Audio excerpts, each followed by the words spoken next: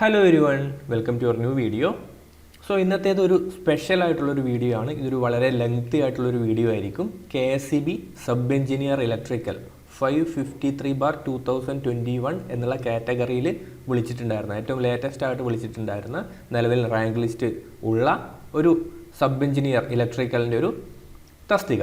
Okay, ആ തസ്തികയുടെ 100 ചോദ്യങ്ങൾ നമ്മൾ ഈ ഒരു വീഡിയോയിൽ നമ്മൾ ഡിസ്കസ് ചെയ്യും. 100 ചോദ്യങ്ങൾ, ഏതൊക്കെ ചോദ്യങ്ങളാണ് ചോദിച്ചത്, അതിൻ്റെ കംപ്ലീറ്റ് ആയിട്ടുള്ളൊരു ഡിസ്കഷൻ നമ്മളിവിടെ ചെയ്യും. ദെൻ അതിൻ്റെ സിലബസ് എന്തായിരുന്നു, അതിൻ്റെ അഡ്വൈസ് ഡീറ്റെയിൽസ് എന്തൊക്കെയാണ്, ദെൻ ആ ഒരു പരീക്ഷയെക്കുറിച്ചുള്ള ഒരു കംപ്ലീറ്റ് അനാലിസിസ് വീഡിയോ ആണ് നമ്മൾ ഈ ഒരു വീഡിയോയിൽ ചെയ്യുന്നത്. ഇത് ആർക്കൊക്കെ ഉപകാരപ്രദമാവും? യെസ്, നിലവിൽ ഒരു ഡിപ്ലോമ, ഒരു ITA ലെവൽ പരീക്ഷയിൽ, ഒരു ഡിഗ്രി ലെവൽ പരീക്ഷയ്ക്കൊക്കെ പ്രിപ്പയർ ചെയ്യുന്ന ഉദ്യോഗാർത്ഥികൾക്ക് എങ്ങനെ എക്സാമിന് പ്രിപ്പയർ ചെയ്യണം, എന്താണ് ഇതിൻ്റെ മൊത്തത്തിലുള്ള പരിപാടി എന്നൊക്കെ നിങ്ങൾക്ക് മനസ്സിലാവും. ഇനി അടുത്ത പ്രാവശ്യം ഒരു KSEB സബ് എഞ്ചിനീയർ ഇലക്ട്രിക്കൽ വിളിക്കുകയാണെങ്കിൽ, ഓക്കെ, അങ്ങനെ വിളിക്കുന്ന സമയത്ത് എന്തായാലും പുതിയ ഉദ്യോഗാർത്ഥികൾ പ്രിപ്പയർ ചെയ്യുമല്ലോ, അവർക്ക് കൂടിയുള്ള ഒരു ഗൈഡായിട്ടാണ് ഞാൻ ഈ ഒരു വീഡിയോ ചെയ്യുന്നത്. സോ ഇതൊരു ലോങ് ടേം കണ്ടുകൊണ്ട് ഇനി വരുന്ന ഒരു സബ് എഞ്ചിനീയർ ഇലക്ട്രിക്കൽ, ആ സമയത്ത് ചിലപ്പം തസ്തികയുടെ പേരൊക്കെ മാറിയിട്ടുണ്ടാവാം. KSEBയിൽ ഇപ്പം സ്പെഷ്യൽ റൂളൊക്കെ വരുന്നതുമായി ബന്ധപ്പെട്ടിട്ട് ഇനി ചിലപ്പം അടുത്ത KSEB സബ് എഞ്ചിനീയർ വിളിക്കുന്നത് വേറെ തസ്തിക പേരിലായിരിക്കും. ഓക്കെ, ചിലപ്പോൾ അത് വിളിക്കുന്നുണ്ടാവുക ജൂനിയർ ടെക്നീഷ്യൻ എന്ന പേരിലോ അല്ലെങ്കിൽ മറ്റ് പേരിലോ ഒക്കെ ആയിരിക്കും ഈ ഒരു തസ്തിക വിളിക്കാൻ സാധ്യത. സോ എന്നിരുന്നാലും നമുക്ക് ആ സമയത്ത് പോലും കുട്ടികൾക്ക് റെഫർ ചെയ്യാൻ വേണ്ടി പറ്റുന്ന ഒരു വീഡിയോ എന്നുള്ള രീതിയിലാണ് നമ്മൾ ഈ ഒരു വീഡിയോ ചെയ്യുന്നത്.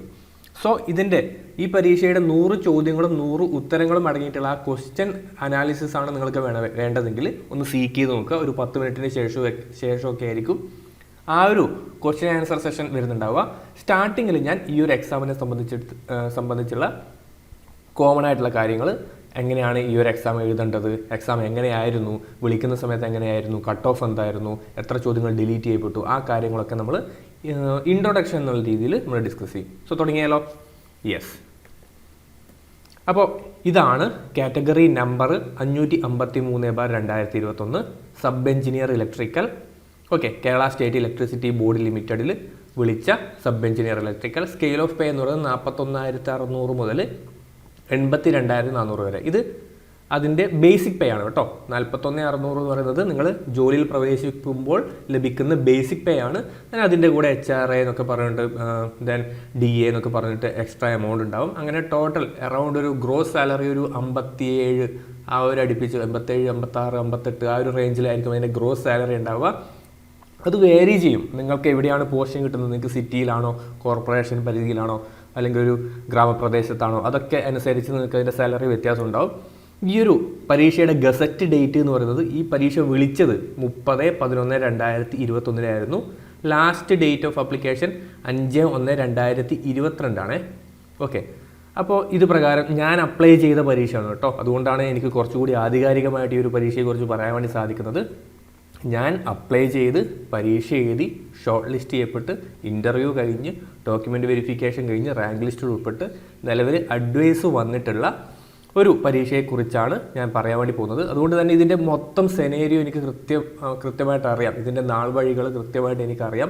അതുകൊണ്ട് ഇനി വരാൻ വേണ്ടി പോകുന്ന ഉദ്യോഗാർത്ഥികൾക്ക് കുറച്ചുകൂടി ഹെൽപ്പ് ആയിക്കോട്ടെ എന്ന് വിചാരിച്ചിട്ടാണ് നമ്മൾ ഈ ഒരു വീഡിയോ ചെയ്യുന്നത്.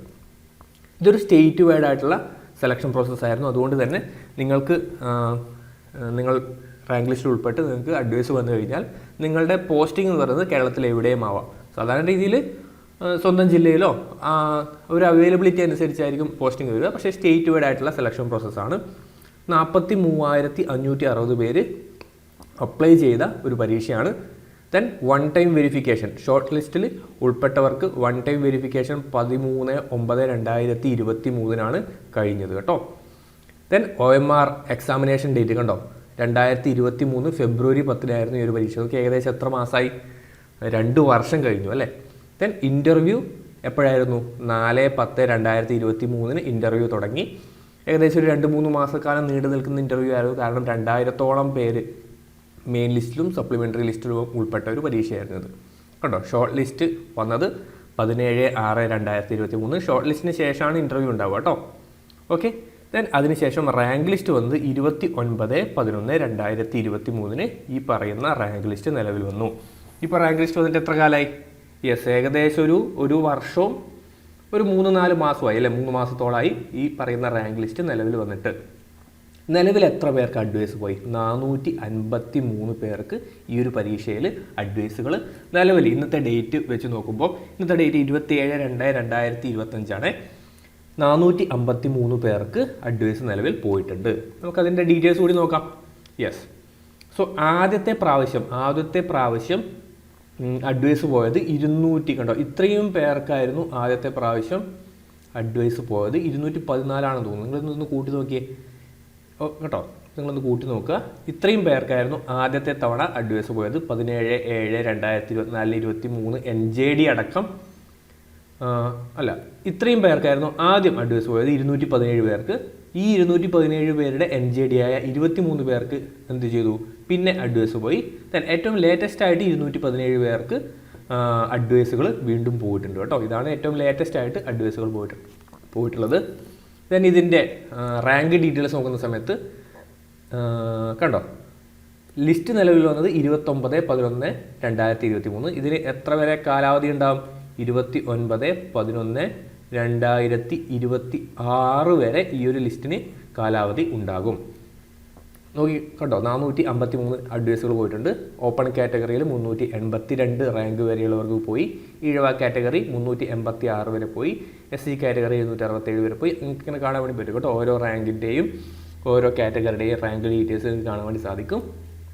ദെൻ കണ്ടോ, ഈ പരീക്ഷ വിളിക്കുന്ന സമയത്ത് ഞാൻ പറഞ്ഞ പ്രകാരം ഗസറ്റ് ഡേറ്റ് 30/11/2021, ലാസ്റ്റ് ഡേറ്റ് ഒക്കെ ഇവിടെ കൊടുത്തിട്ടുണ്ട്. വിളിക്കുന്ന സമയത്ത് ഉണ്ടായിരുന്ന വേക്കൻസികൾ 131 ആയിരുന്നു. അപ്പോൾ നിങ്ങൾ മനസ്സിലാക്കുക, എപ്പോഴും ഏത് പരീക്ഷയായാലും വിളിക്കുന്ന സമയത്തെ വേക്കൻസികൾ നോക്കിയിട്ടൊന്നും നിങ്ങൾ അപ്ലൈ ചെയ്യരുത്. ഈ ഒരു തസ്തികയെ സംബന്ധിച്ചിടത്തോളം നല്ലൊരു വേക്കൻസി ഉണ്ടായിരുന്നു.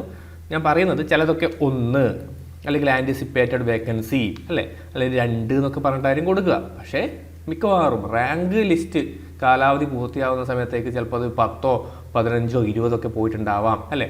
കൂടാതെ NJD ഒക്കെ വരുന്ന സമയത്ത് നമുക്കതിനെക്കുറിച്ച് പ്രെഡിക്റ്റ് ചെയ്യാനേ പറ്റില്ല. അപ്പം എനിക്ക് ഉദ്യോഗാർത്ഥികളോട് പറയാനുള്ളത്, വേക്കൻസി ഡീറ്റെയിൽസ്, നിലവിലുള്ള വേക്കൻസികൾ നോക്കിയിട്ട് മാത്രം ഒരു പരീക്ഷയ്ക്ക് അപ്ലൈ ചെയ്യരുത്.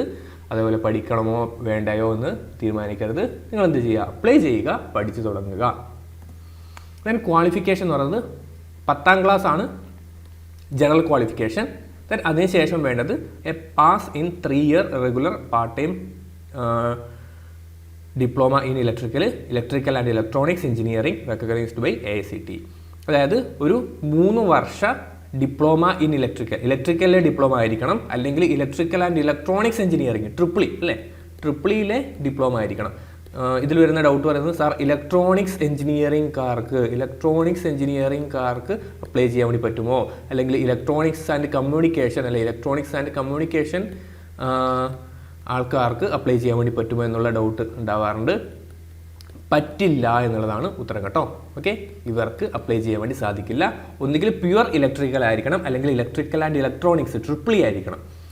അത് ആണ് ഒരു ക്വാളിഫിക്കേഷൻ ഡിപ്ലോമ ഉണ്ടാവാം. അല്ലെങ്കിൽ candidates having higher qualification of the above technical qualification, അതായത് എഞ്ചിനീയറിംഗ് ഡിഗ്രിയോ എഞ്ചിനീയറിംഗ് പോസ്റ്റ് ഗ്രാജുവേറ്റ് ഡിഗ്രിയോ ഉള്ളവർക്കും അപ്ലൈ ചെയ്യാം.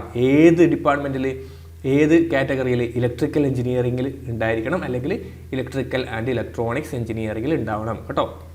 ഒന്നുകിൽ പ്യുവർ ഇലക്ട്രിക്കൽ ആയിരിക്കണം, അല്ലെങ്കിൽ ഇലക്ട്രിക്കൽ ആൻഡ് ഇലക്ട്രോണിക്സ് എഞ്ചിനീയറിംഗ് കേട്ടോ ട്രിപ്പിളിയിൽ ആയിരിക്കണം. Then differentially abled candidates are not eligible to apply for this post കേട്ടോ. അതുകൂടി ഓർത്ത് വെക്കുക. ഓക്കെ അല്ലേ? യെസ്. ഇനി അതിൻ്റെ മൊഡ്യൂൾ കണ്ടോ, അതിൻ്റെ സിലബസ് ആണ് നമ്മളിവിടെ ഡിസ്കസ് ചെയ്യുന്നത്. കഴിഞ്ഞ സബ് എഞ്ചിനീയർ പരീക്ഷ നടന്നത് ഈ ഒരു സിലബസിലായിരുന്നു. ഈ ഒരു സിലബസിനെ കുറിച്ചൊന്ന് അനാലിസിസ് ചെയ്യുന്ന സമയത്ത് നമുക്ക് പറയാൻ വേണ്ടി പറ്റുക, ഇത് വളരെ ഒരു പരന്ന വായനയുള്ള ഉദ്യോഗാർത്ഥിക്ക് പറ്റുന്ന രീതിയിൽ, അല്ലെങ്കിൽ ഇവർ ഉദ്ദേശിക്കുന്നത് വെച്ചാൽ ഏരിയ വളരെ കൂടുതലാണ് കണ്ടോ. Fundamental law of electric and electronic circuit, ഇത് ബേസിക് തുടങ്ങിയിട്ട്, പക്ഷേ ഒരു വലിയൊരു സിലബസ് ആയിട്ടാണ് നമുക്കിതിനെ കൺസിഡർ ചെയ്യാൻ വേണ്ടി പറ്റുക. ഒരു ഡീപ്പായിട്ടല്ല, നിങ്ങൾക്ക് എല്ലാ ഏരിയയിലും ഒരു നോളജ് ഉണ്ടായിരിക്കണം. ഇത് മൊഡ്യൂൾ 1 ആണ്, ഇത് മൊഡ്യൂൾ 2 ആണ്, ദെൻ മൊഡ്യൂൾ 3 ആണ്, മൊഡ്യൂൾ 4 ആണ്, മൊഡ്യൂൾ 5 ആണ്, മൊഡ്യൂൾ 6 ആണ് കേട്ടോ. അപ്പം ഞാനിതിനെ മറ്റ് ഡിഗ്രി ലെവൽ പരീക്ഷയുടെ സിലബസുമായിട്ട് കമ്പയർ ചെയ്യുന്ന സമയത്ത്, ഡിഗ്രി ലെവൽ സിലബസ് എന്ന് പറയുമ്പോൾ ഒരു 10 ടോപ്പിക് ഉണ്ടാവും. ആ 10 ടോപ്പിക്കിൽ നിങ്ങൾക്ക് നല്ല ഡീപ്പ് നോളജ് ഉണ്ടായിരിക്കണം. അതാണ് ഡിഗ്രി ലെവൽ ടോപ്പിക്കുകളുടെ ഒരു പ്രത്യേകത. എന്നാൽ ഈ സബ് എഞ്ചിനീയർ സിലബസ് അല്ലെങ്കിൽ ഒരു വർക്ക്ഷോപ്പ് ഇൻസ്ട്രക്ടർ സിലബസ് ഒക്കെ നമ്മൾ നോക്കുന്ന സമയത്ത് വലിയ ഒരു പരന്ന സിലബസ് ആയിരിക്കും. അപ്പോൾ നിങ്ങൾ എല്ലാ ഏരിയയിലും കുറച്ച് കാര്യങ്ങൾ അറിഞ്ഞിരിക്കണം എന്നുള്ളതാണ് അതിൻ്റെ ഇമ്പോർട്ടൻസ്. നിങ്ങൾ നോക്കിയേ, കുറേ പോയിന്റ്സ് ഉണ്ട് പഠിക്കാനാണെങ്കിൽ, ഒരുപാട് ഏരിയ ഉണ്ട്. സോ ഒരു പരന്ന വായന, ഒരു പരന്ന നോളജ് ഉണ്ടായിരിക്കണം. ഞാൻ ഈ പറയുന്ന വേർഡ് നിങ്ങൾക്ക് മനസ്സിലാവുന്നുണ്ടോ? ഓക്കെ, അതായത് ഏരിയ വളരെ കൂടുതലാണ്.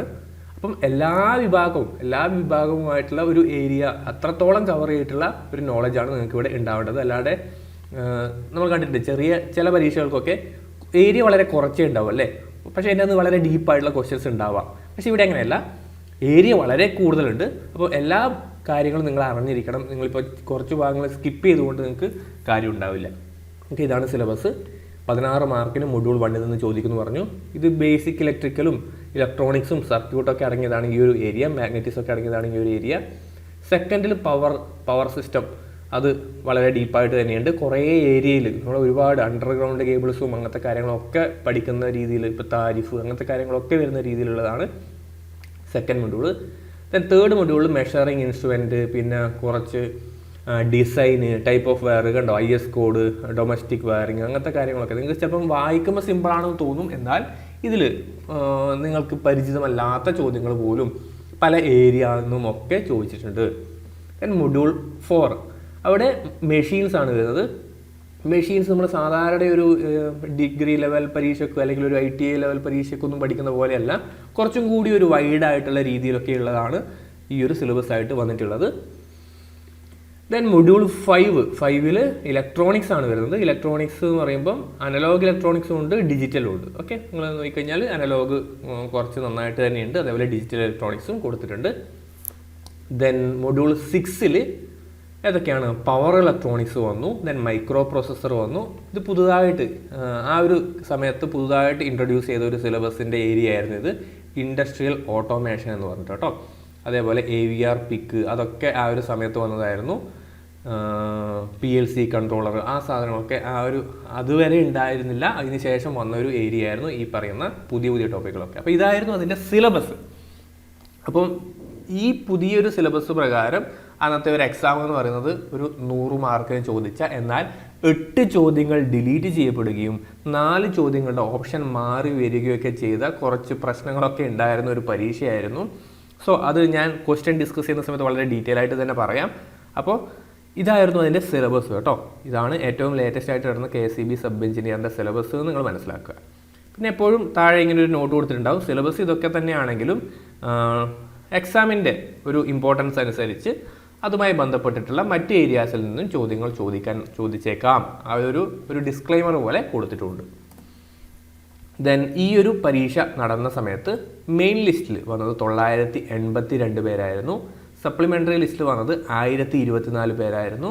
ടോട്ടൽ ഷോർട്ട് ലിസ്റ്റ് ചെയ്ത ആൾക്കാരുടെ എണ്ണം 2006 പിന്നെ അത് കുറയും കേട്ടോ. ഇത്രയും ആൾക്കാരൊന്നും ഇൻ്റർവ്യൂവിൽ അറ്റൻഡ് ചെയ്യില്ല. ഇൻ്റർവ്യൂവിന് അറ്റൻഡ് ചെയ്തവരുടെ എണ്ണം നോക്കിയിട്ടാണ് പിന്നെ റാങ്ക് ലിസ്റ്റ് പുറപ്പെടുവിക്കുക. റാങ്ക് ലിസ്റ്റിൽ ഇത്രത്തോളം ഉണ്ടാവില്ല, എന്നാലും ഒരു 1950 ആ ഒരു റേഞ്ചിലുള്ള ആൾക്കാർ റാങ്ക് ലിസ്റ്റിൽ വന്നിട്ടുണ്ട്. ഇനി ഇതിൻ്റെ കട്ട് ഓഫ് നിങ്ങൾ നോക്കി 56.67 എന്നുള്ളതാണ് ഇതിൻ്റെ കട്ട് ഓഫ്.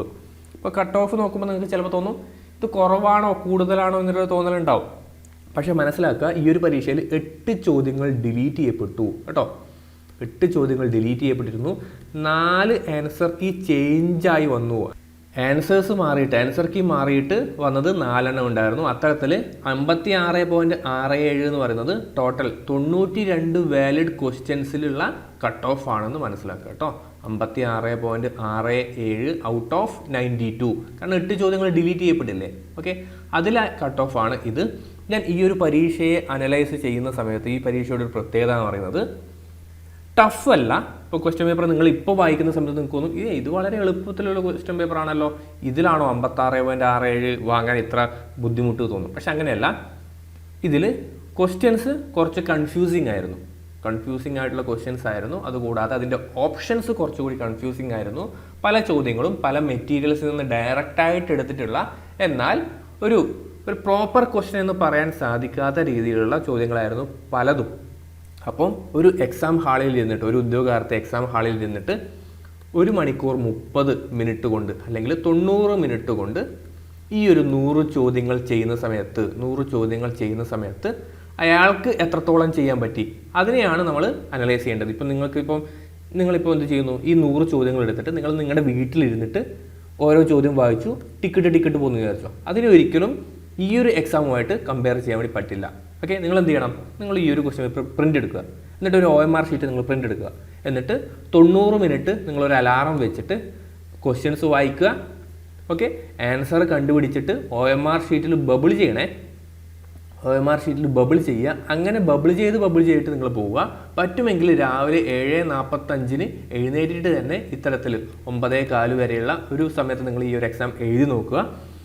എന്നിട്ട് നിങ്ങൾക്ക് വേണമെങ്കിൽ ഈ ഒരു എക്സാമിനെ അനലൈസ് ചെയ്യാം. അല്ലാതെ ഞാൻ ഈ പറയുന്ന വീഡിയോ കണ്ടിട്ടോ അല്ലെങ്കിൽ ക്വസ്റ്റ്യൻ പേപ്പർ ഡൗൺലോഡ് ചെയ്തിട്ട് ടിക്കറ്റ് പോയിട്ടോ ഒരിക്കലും ഈ ഒരു എക്സാമിനെ അനലൈസ് ചെയ്യാൻ വേണ്ടി പറ്റില്ല. കാരണം നമ്മൾ ആ ഒരു എക്സാം ഹാളിലിരുന്ന് ഓരോ ചോദ്യങ്ങളും വായിച്ച് ആ ചോദ്യത്തിലെ കോംപ്ലക്സിറ്റി മനസ്സിലാക്കിയിട്ടോ അല്ലെങ്കിൽ കൺഫ്യൂഷൻ മനസ്സിലാക്കിയിട്ടോ ചെയ്യുമ്പോൾ മാത്രമേ അതിനെ കറക്റ്റായിട്ട് നമുക്ക് അനലൈസ് ചെയ്യാൻ വേണ്ടി പറ്റുകയുള്ളൂ.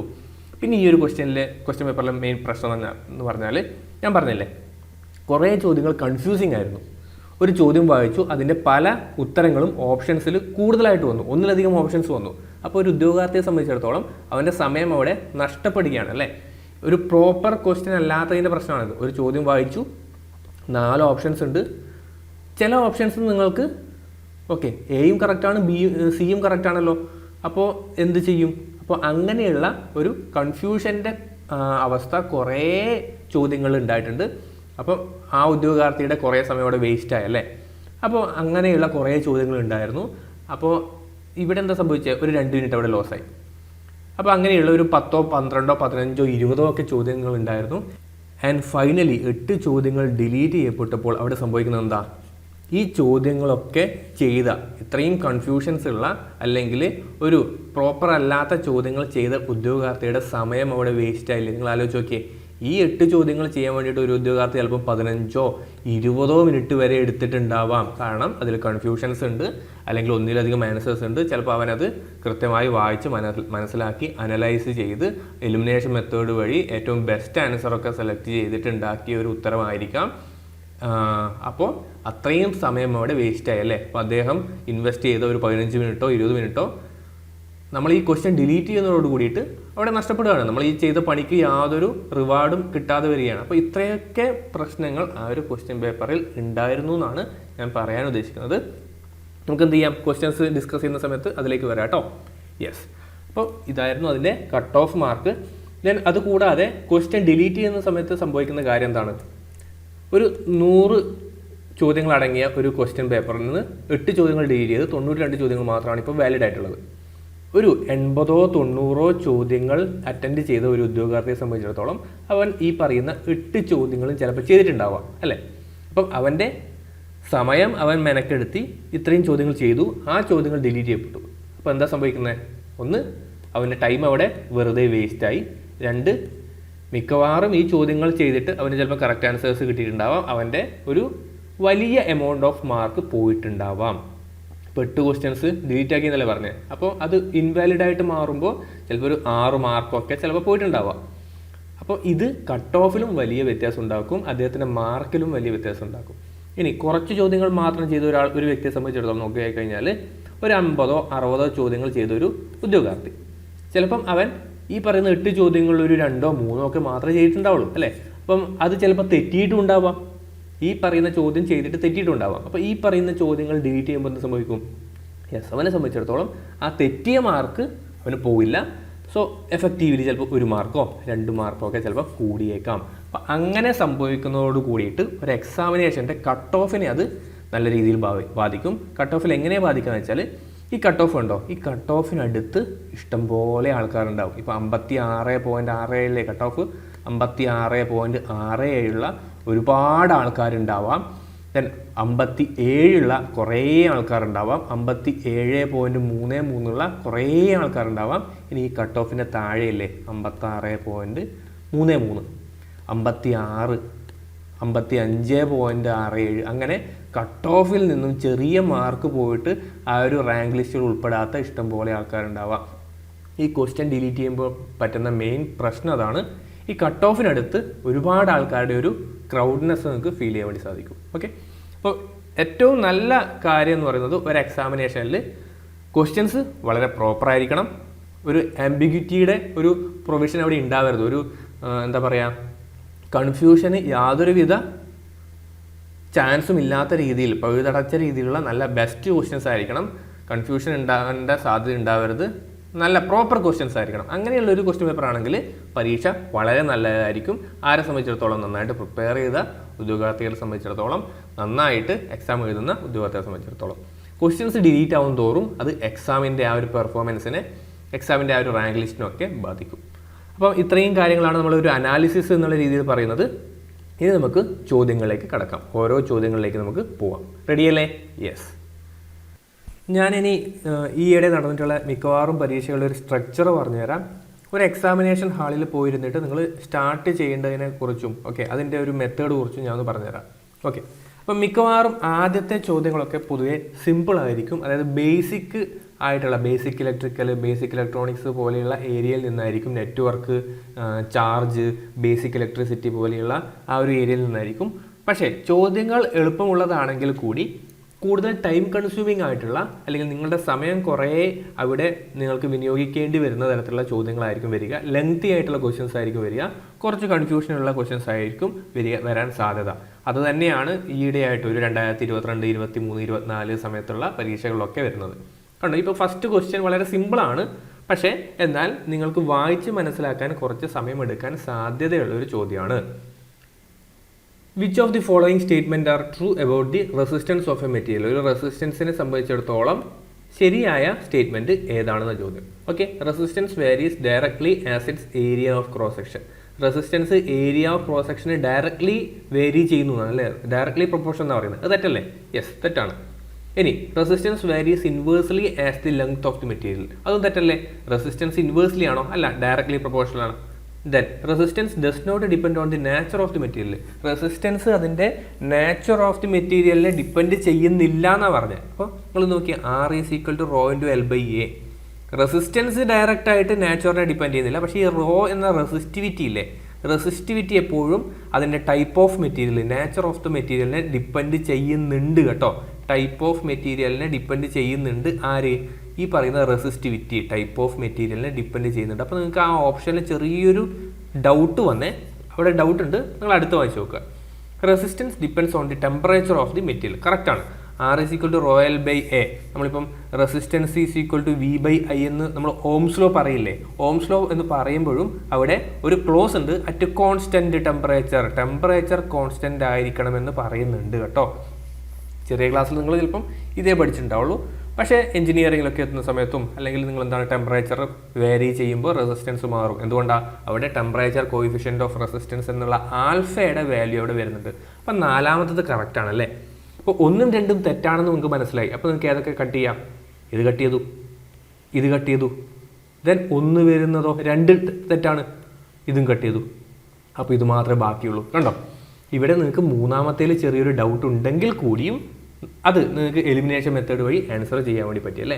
സോ ഇങ്ങനത്തെ ഡൗട്ടുകൾ വരുന്ന കുറേയധികം ചോദ്യങ്ങൾ എന്ത് ചെയ്യും? നിങ്ങളുടെ ഭാവിയിലെ പരീക്ഷകൾക്കൊക്കെ വരും. അപ്പോൾ അവിടെ എന്താ ഇമ്പോർട്ടൻസ് എന്താ? യെസ്, കൺസെപ്റ്റ് നല്ല ധാരണ ഉണ്ടാവണം. നെക്സ്റ്റ്, അപ്പോൾ ഇതിൻ്റെ ആൻസർ ഓപ്ഷൻ ഡി ആണ്. ഇനി which of the following is not a good conductor of electricity? താഴെ പറയുന്നതിൽ ഏതാണ് കണ്ടക്ടർ ഓഫ് ഇലക്ട്രിസിറ്റി ഒരു ഗുഡ് കണ്ടക്ടർ അല്ലാത്തത്? Acid, sea water, pure mineral oil. ഇത് ഇൻസുലേറ്ററാണ് നിങ്ങൾക്ക് അറിയാം അല്ലേ? Then gold. ഓക്കെ, ഏതാണ് ഗുഡ് കണ്ടക്ടർ ഓഫ് ഇലക്ട്രിസിറ്റി അല്ലാത്തതെന്നല്ലേ ചോദിച്ചേ? അപ്പോൾ നിങ്ങൾ നോക്കി, പ്യുവർ മിനറൽ ഓയിൽ. നമ്മുടെ ട്രാൻസ്ഫോമറിലൊക്കെ ഓയിൽ, ട്രാൻസ്ഫോമർ ഓയിലൊക്കെ എന്താ മിനറൽ ഓയിലാണ് അല്ലേ? അവിടെ ഇൻസുലേഷന് വേണ്ടിയിട്ടും നമ്മൾ ഈ പറയുന്ന മിനറൽ ഓയിൽ യൂസ് ചെയ്യും. ദെൻ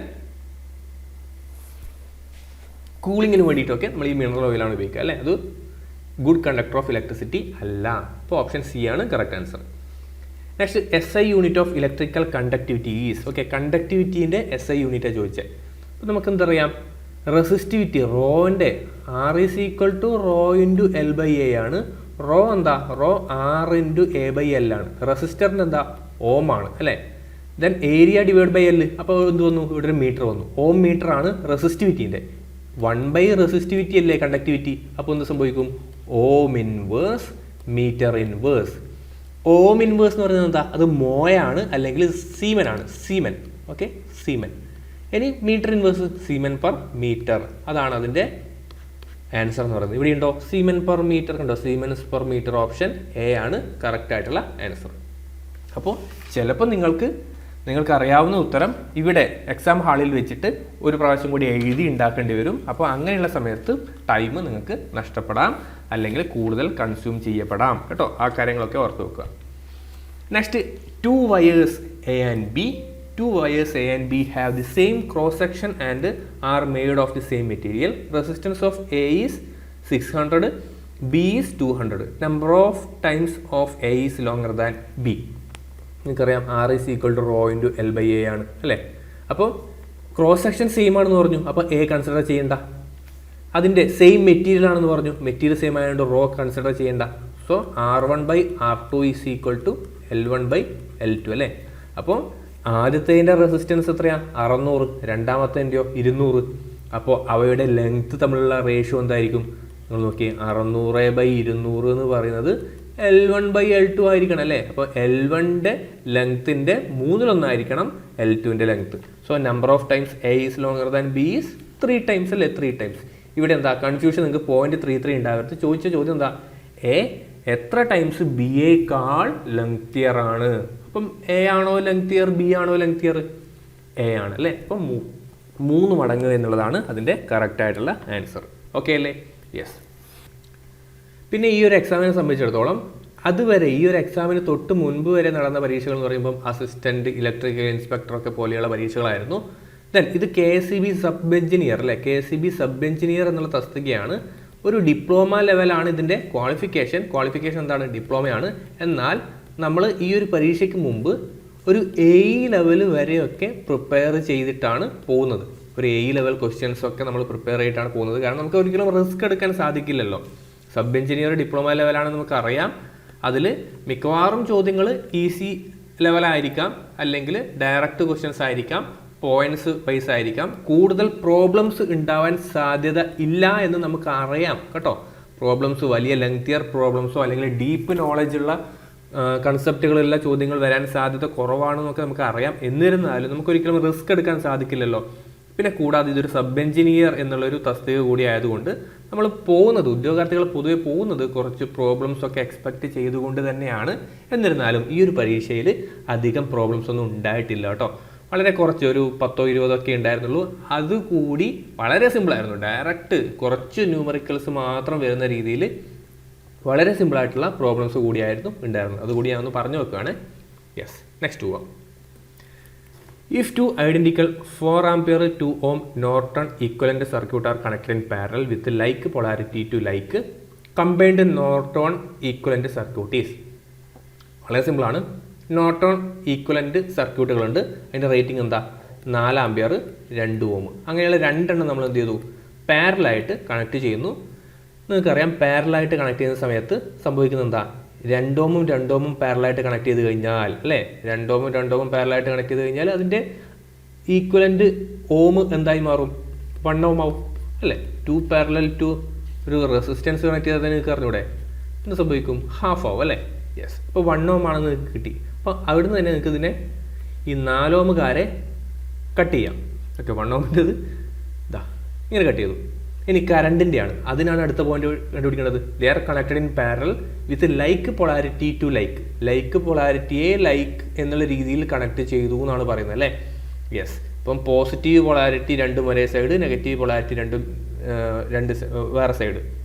അപ്പോൾ നിങ്ങൾ നോക്കിയേ, ഇവിടെ 4 ആംപിയർ പോകുന്നുണ്ട്, ഇവിടെ 4 ആംപിയർ പോകുന്നുണ്ട്. അങ്ങനെയാണെങ്കിൽ ഈ ജംഗ്ഷനിൽ 8 ആംപിയർ ഉണ്ടാവണ്ടേ അല്ലേ? കറണ്ട് അല്ലേ. കറണ്ട് ഇവിടെ വന്നിട്ട് പിന്നെ കറണ്ടിന് വേറെ പോകാൻ വേണ്ടി പറ്റില്ലല്ലോ. പോകാൻ പറ്റുന്നത് എപ്പോഴാണ്? അൺലൈക്ക് പൊളാരിറ്റി വരുമ്പോഴാണ്. ഓക്കെ. സോ ഇവിടെയും പ്ലസ് ഇവിടെയും പ്ലസ് എങ്കിൽ ഇവിടെ അഡീറ്റീവ് ആയിരിക്കും, 8 ആംപിയർ ആയിരിക്കും. ഓപ്പോസിറ്റ് പൊളാരിറ്റി ആണെങ്കിൽ നമുക്ക് പറയാൻ വേണ്ടി പറ്റും 0 ആംപിയറേ വരുന്നുള്ളൂ എന്ന് പറയാൻ വേണ്ടി പറ്റും അല്ലേ.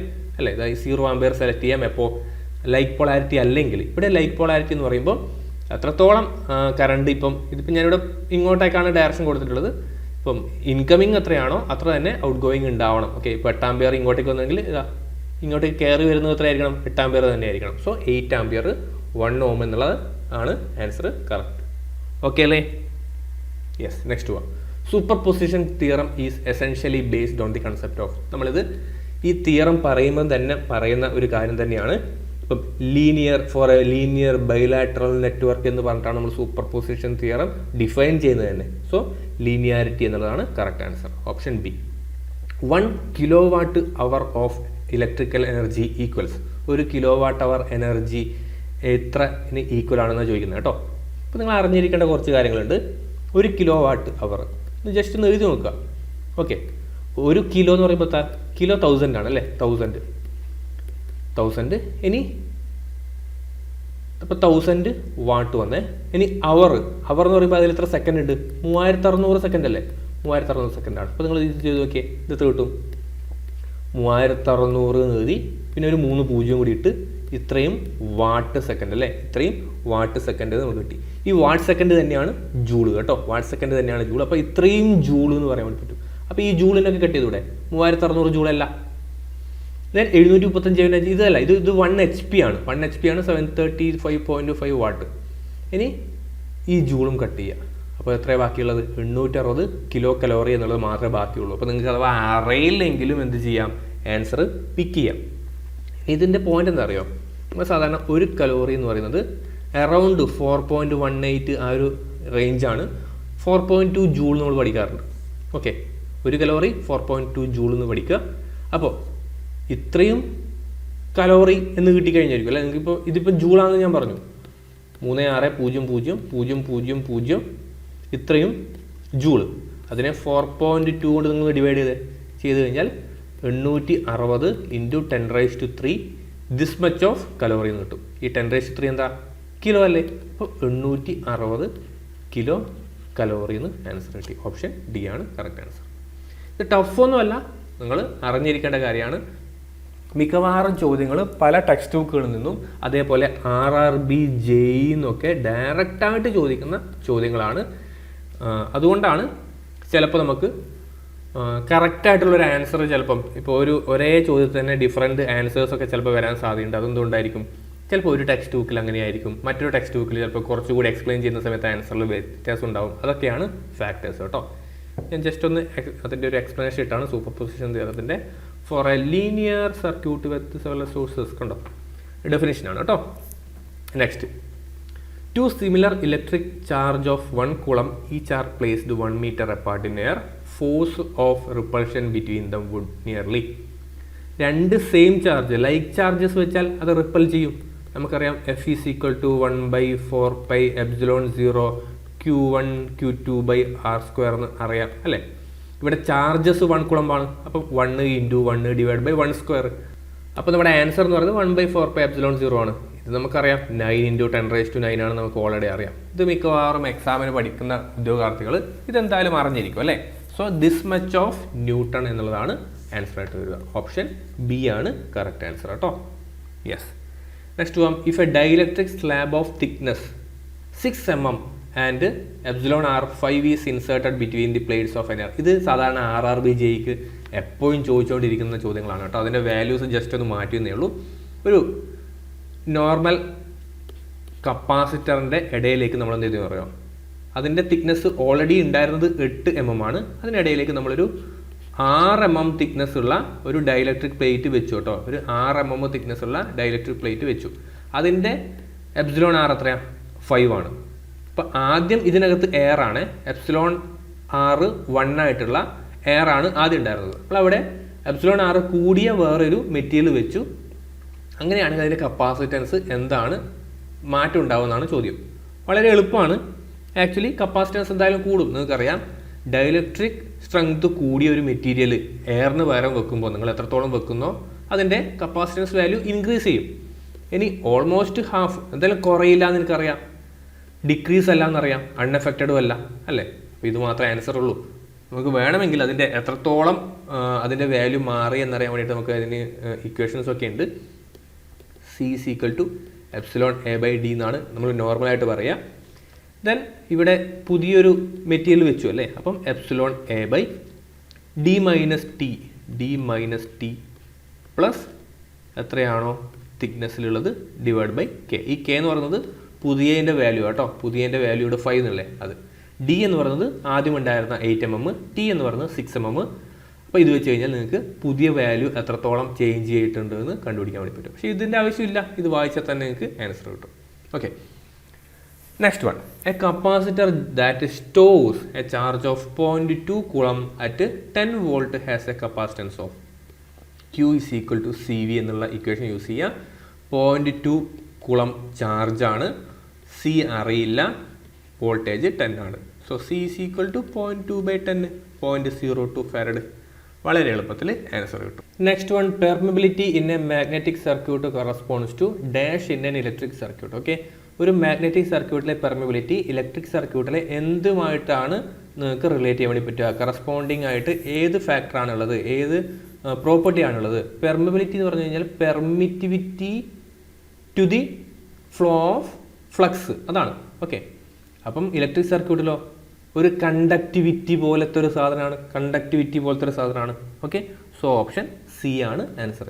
ഇത് നമ്മൾ സാധാരണ ടെക്സ്റ്റിലൊക്കെ നോക്കിക്കഴിഞ്ഞാൽ നിങ്ങൾക്ക് അവിടെ ഒരു ടേബിൾ തന്നെ കാണാൻ വേണ്ടി സാധിക്കും. എനിക്ക് തോന്നുന്നു നിങ്ങൾ മേത്തയുടെയോ JB ഗുപ്തയുടെ ഒക്കെ ടെക്സ്റ്റൊക്കെ എടുത്തു കഴിഞ്ഞാൽ ഒരു ടേബിൾ തന്നെ ഉണ്ടാവും. മാഗ്നറ്റിക് സർക്യൂട്ട്, ഇലക്ട്രിക് സർക്യൂട്ട് എന്ന് പറഞ്ഞിട്ട് കുറേ പാരാമീറ്റേഴ്സ് പറഞ്ഞിട്ടുണ്ടാവും. അതിൽ വളരെ സിമ്പിളായിട്ട് കൊടുത്തിട്ടുള്ളതാണ്. എല്ലാ ഉദ്യോഗാർത്ഥികളും സാധാരണ പഠിക്കുന്ന സാധനം തന്നെയാണ് കേട്ടോ.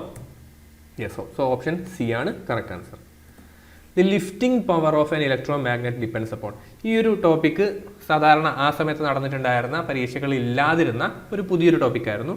Lifting power of a magnet എന്ന് പറഞ്ഞിട്ട് ഒരു ഇക്വേഷൻ ഒക്കെ ഉണ്ട് കേട്ടോ. F is equal to magnetic ഫീൽഡിൻ്റെ square divide by area divided by 2μ എന്നൊക്കെ പറഞ്ഞിട്ടൊരു ഇക്വേഷൻ ആയിരുന്നു. പോൾ ഏരിയ കറക്റ്റാണ്, മാഗ്നറ്റിക് ഫ്ലക്സ് ഡെൻസിറ്റി എന്നുള്ളതും കറക്റ്റാണ്, അതിൻ്റെ സ്ക്വയറിൻ്റെ പ്രൊപ്പോർഷണലാണ്. Then shape of the magnet അങ്ങനെയില്ല. അപ്പോൾ ഇവിടെ ബോത്ത് എ ആൻഡ് ബി എന്നുള്ളതുകൊണ്ട് ഓപ്ഷൻ ഡി ആണ് കറക്റ്റായിട്ട് വന്നിട്ടുള്ളത് കേട്ടോ. Yes, next, which of the following instrument are equally accurate on DC as well as AC circuit. Okay, dynamometer type watt meter ആണ്. DC-ക്കും AC-ക്കും ഒരേപോലെ ഒരു ആക്യുറേറ്റ് ആയിട്ടുള്ളത്. Induction watt hour meters are free from frequency error. നമുക്കിതിൽ നിന്ന് suitable ആയിട്ട് select ചെയ്യാൻ വേണ്ടി പറ്റുന്ന ആൻസർ എന്ന ഫ്രീക്വൻസി എറർ മാത്രമാണ്. കാരണം ക്രീപ്പിംഗ് എറർ ഉണ്ട്, ഫേസ് എററും ടെമ്പറേച്ചർ എററും ഒക്കെ ഉണ്ട്. ദെൻ ഫ്രീക്വൻസി എററും ഉണ്ട്. ആക്ച്വലി നമുക്ക് നോക്കുന്ന സമയത്ത് കാണാൻ വേണ്ടി പറ്റും. പക്ഷേ ഇതിൽ എനിക്ക് തോന്നുന്നു ബെസ്റ്റ് ആൻസർ ഫ്രീക്വൻസി എറർ മാത്രമേ ഉണ്ടാവുകയുള്ളൂ കേട്ടോ. Next, RMS value of a half wave rectified current is 5 ampere. Its value for full wave rectification would be. ഇത് കുറച്ച് കൺഫ്യൂസിംഗ് ആയിട്ട് വരാൻ സാധ്യതയുണ്ട്, പക്ഷേ ഇത് വളരെ എളുപ്പമാണ്. RMS value of half wave rectified current is 5 ampere. നമുക്കറിയാം RMS value is equal to VM, okay, by 2 ആണ് in the case of a half wave. Okay, voltage ആണെങ്കിൽ VM/2, കറണ്ട് ആണെങ്കിൽ IM/2. ഇനി ഫുൾ വേവിൻ്റെ കേസിൽ അത് IM/√2 ആവും. Okay, in the case of a full wave rectifier. ഇവിടെ പറഞ്ഞു RMS value of a half wave rectifier is 5 ampere. So IM/2 ആണ് 5, IM എത്ര കിട്ടി? IM എന്ന് പറയുന്നത് 10 കിട്ടി. അങ്ങനെയാണെങ്കിൽ value for full wave rectification would be. Full wave റെക്ടിഫിക്കേഷൻ്റെ വാല്യൂ എത്രയാണെന്ന് ചോദിച്ചാൽ, ഫുൾ വേവ് റെക്ടിഫിക്കേഷൻ്റെ IRMS എന്ന് പറയുന്നത് എത്രയാണ്? IM/√2. സോ 10/√2 അല്ലേ? 10/√2 അല്ലെങ്കിൽ 5/√2 എന്നുള്ളതായിരിക്കും ആൻസർ വരിക. ഇവിടെ ആൻസർ ഏതാ ഉള്ളത്? 10/√2 ഇവിടെ ആൻസർ ഉണ്ട്. സോ ഓപ്ഷൻ ബി ആണ് കറക്റ്റ് ആൻസർ കേട്ടോ. Next, the reactance offered by a capacitor to alternating current of frequency 50 Hz is 20 ohm. If the frequency is increased to 100 Hz, reactance become. Reactance XC is equal to 1/2πfc എന്നുള്ളതാണ് ഇതിൻ്റെ equation. XC proportional to 1/c. ബാക്കിയുള്ളതൊക്കെ ഇവിടെ constant ആണല്ലേ? Constant ആണോ? അല്ല, ബാക്കി F ആണ്. Okay, ഫ്രീക്വൻസിയാണ് change ചെയ്യുന്നത് അല്ലേ? അപ്പം ബാക്കിയുള്ളതൊക്കെ ഇവിടെ കോൺസ്റ്റൻ്റ് ആണ്. കപ്പാസിറ്റൻസ് സെയിം തന്നെയാണ്. അപ്പോൾ റിയാക്റ്റൻസ് ഫ്രീക്വൻസിക്ക് ഇൻവേഴ്സ്ലി പ്രൊപ്പോർഷണൽ ആണ്. ഇവിടെ ഫ്രീക്വൻസി അല്ലേ ഡബിൾ ആയേ? ഫ്രീക്വൻസി ഡബിൾ ആകുമ്പോൾ എന്ത് സംഭവിക്കും? ഈ റിയാക്റ്റൻസ് ഹാഫ് ആവും അല്ലേ? റിയാക്റ്റൻസ് ഹാഫ് ആവും. അപ്പം ഞാൻ ഈ പറയുന്ന കാര്യങ്ങൾ നിങ്ങൾക്ക് റിലേറ്റ് ചെയ്യാൻ വേണ്ടി പറ്റുന്നില്ലേ? ഫ്രീക്വൻസി ഡബിൾ ആകുമ്പോൾ റിയാക്റ്റൻസ് ഹാഫ് ആവും. അല്ലെങ്കിൽ നിങ്ങളിങ്ങനെ എഴുതി നോക്കിയാൽ മതി, XC1 divided by XC2 is equal to F2/F1. എന്തുകൊണ്ടാണ് F2/F1 ആയത്? XC inversely proportional to frequency ആണ് അല്ലേ? അപ്പം XC1/XC2 is equal to F2/F1. XC1 എന്ന് പറയുന്നത് നമുക്ക് എഴുതാൻ വേണ്ടി പറ്റും 20. എക്സ് സീറ്റ് നമുക്ക് അറിയില്ല, അതിന് എക്സ് തന്നെ എഴുതിയ. ഫ്രീക്വൻസീസ്, രണ്ടാമത്തെ ഫ്രീക്വൻസി എത്രയാണ്? 100. ഒന്നാമത്തെ ഫ്രീക്വൻസിയോ 50. ഈ എക്സ് കണ്ടുപിടിക്കാൻ വേണ്ടിയിട്ട് ക്രോസ് മൾട്ടിപ്ലൈ ചെയ്താൽ മതി. സോ എക്സ് അപ്പുറം പോയി 20 × 50/100. ഈ 2 0 കൂടെ കട്ടായപ്പോൾ എക്സ് ഈസ് ഈക്വൽ ടു 10 കിട്ടിയല്ലേ. ഓപ്ഷൻ സി ആണ് കറക്റ്റ് ആൻസർ. ഓക്കെ അല്ലേ? Next, which of the following is not considered a fixed cost while calculating the cost of electric power generation. ഇതൊരു നമ്മളിപ്പം ഒറ്റ നോട്ടത്തിൽ നോക്കുന്ന സമയത്ത് നമുക്ക് ഇതിൻ്റെ ആൻസർ കിട്ടുക താഴെ പറയുന്നവയിൽ ഫിക്സഡ് കോസ്റ്റ് അല്ലാത്തത് ഏതെന്നാണ് ചോദിച്ചത്. മെയിൻ്റനൻസ് കോസ്റ്റ് ഒരിക്കലും ഫിക്സഡ് കോസ്റ്റ് അല്ല. Repair and maintenance cost fixed cost അല്ല. സോ 17ൻ്റെ ആൻസർ ഓപ്ഷൻ സി നമുക്ക് ഡയറക്റ്റ് ആയിട്ട് എഴുതാം കേട്ടോ. നമുക്ക് ഒറ്റയടിക്ക് എഴുതാം. അത് നിങ്ങൾ നോക്കിയേ, ബാക്കിയുള്ള ആൻസേഴ്സ് കുറച്ച് കൺഫ്യൂസിങ് ആണ്. അതിന് പ്രകാരം ഈ ഒരു ചോദ്യം ഡിലീറ്റ് ചെയ്യപ്പെടുകയാണ് ചെയ്തത് കേട്ടോ. കാരണം അവർ ചിലപ്പോൾ വേറെ ഏതെങ്കിലും മെറ്റീരിയൽസ് വെച്ച് ചലഞ്ച് ചെയ്തിട്ടുണ്ടാവാം. ഇതാണ് ഞാൻ പറഞ്ഞത്, നിങ്ങൾ ക്വസ്റ്റ്യൻസ് വീണ്ടും വീണ്ടും വായിച്ച് നോക്കുന്ന സമയത്ത് കൂടുതൽ സമയം നഷ്ടപ്പെടുത്തുന്ന ഒരു ടൈപ്പ് ഓഫ് ക്വസ്റ്റ്യൻസ് കുറേ ഉണ്ട്. അപ്പോൾ നിങ്ങൾ ആലോചിച്ച് നോക്കിയാൽ ഈ ഒരു ചോദ്യത്തിൻ്റെ മേലെ ഇരുന്ന ഒരു ഉദ്യോഗാർത്ഥിയെ സംബന്ധിച്ചിടത്തോളം അവൻ്റെ സമയം പോയി, ഒരു 1-2 മിനിറ്റ് പോയി. അവൻ കറക്റ്റ് ആൻസർ ചെയ്യുകയും ചെയ്തു. എന്നിരുന്നാലും ഈ ഒരു ചോദ്യം ഡിലീറ്റ് ചെയ്യപ്പെട്ടു.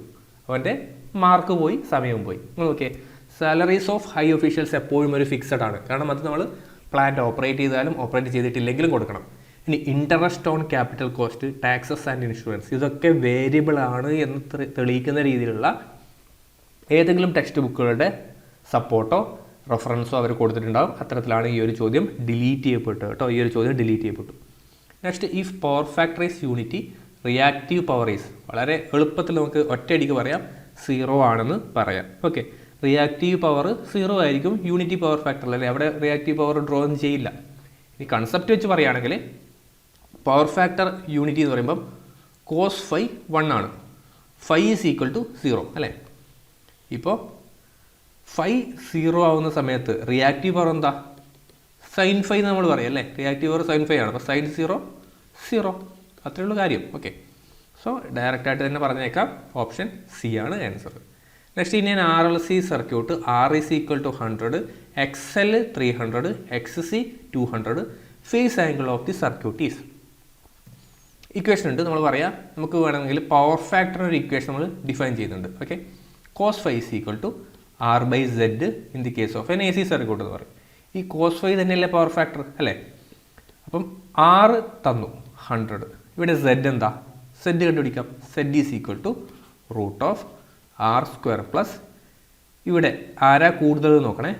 XL കൂടുതൽ. ഇതൊരു ഇൻഡക്റ്റീവ് സർക്യൂട്ടാണ്, XL ആണ് കൂടുതൽ. അവിടെ XL മൈനസ് XC ഹോൾ² ചെയ്തോ. R എത്രയാ?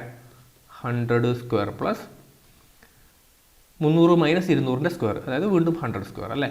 100² പ്ലസ് 100²ൻ്റെ റൂട്ട് എന്തായിരിക്കും? ആൻസർ എന്താ വരിക? 100√2 എന്ന് കിട്ടും. ഓക്കെ, 100√2 അതാണ് Z. സബ്സ്റ്റിറ്റ്യൂട്ട് ചെയ്തോ. 100/100√2, ആൻസർ 1/2. കോസ് ഫൈ 1/2 എന്ന് കിട്ടി, 1/√2 എന്ന് കിട്ടി അല്ലേ. ഏത് ആംഗിളിനാണ് 1/√2 വരിക? 45-നല്ലേ. കോസ് 45 അല്ലേ 1/√2. So phi is equal to cos inverse 1/√2 ചെയ്ത് കഴിഞ്ഞാൽ ആൻസർ 45 ഡിഗ്രി എന്ന് കിട്ടും. ഓക്കെ, സോ ഓപ്ഷൻ ബി ആണ് ഇവിടുത്തെ കറക്റ്റ് ആൻസർ. അപ്പോൾ അടുത്തത്, in N AC circuit the ratio of kW/kVA. kW എന്ന് പറയുന്നത് നമ്മൾ സാധാരണ പറയുമ്പോൾ VI cos ഫൈ എന്ന് പറയാം. kVA എന്ന് പറയുമ്പോൾ വോൾട്ടേജ് ഇൻറ്റു കറണ്ട് അല്ലേ. അപ്പം കോസ് ഫൈ എന്നുള്ള ഡയറക്റ്റ് ആയിട്ടുള്ളൊരു ചോദ്യമാണ്. സോ ഇതിൻ്റെ ആൻസർ വരുന്നത് ഓപ്ഷൻ എ, പവർ ഫാക്ടർ തന്നെയാണ്. Speed time curve for electric train for city service does not have. Speed time curve നമുക്ക് പഠിക്കാനുണ്ട്. അതിൽ 3 തരത്തിലാണ് ഉണ്ടാവുക: അർബൻ, സബർബൻ, മെയിൻ ലൈൻ. അതിൻ്റെയൊക്കെ ഗ്രാഫ് ഡീറ്റെയിൽ ആയിട്ട് പഠിക്കണം. അതിൻ്റെയൊക്കെ കോയിഫിഷ്യൻസ് പഠിക്കാനുണ്ട്. ആ ഗ്രാഫിൻ്റെ ഡിഫറെൻറ്റ് ക്യാരാസ് പഠിക്കാനുണ്ട്. അപ്പോൾ ഈ സിറ്റി സർവീസ് എന്ന് പറയുന്നത് അർബൻ തന്നെയാണ് സിറ്റി സർവീസ് കേട്ടോ.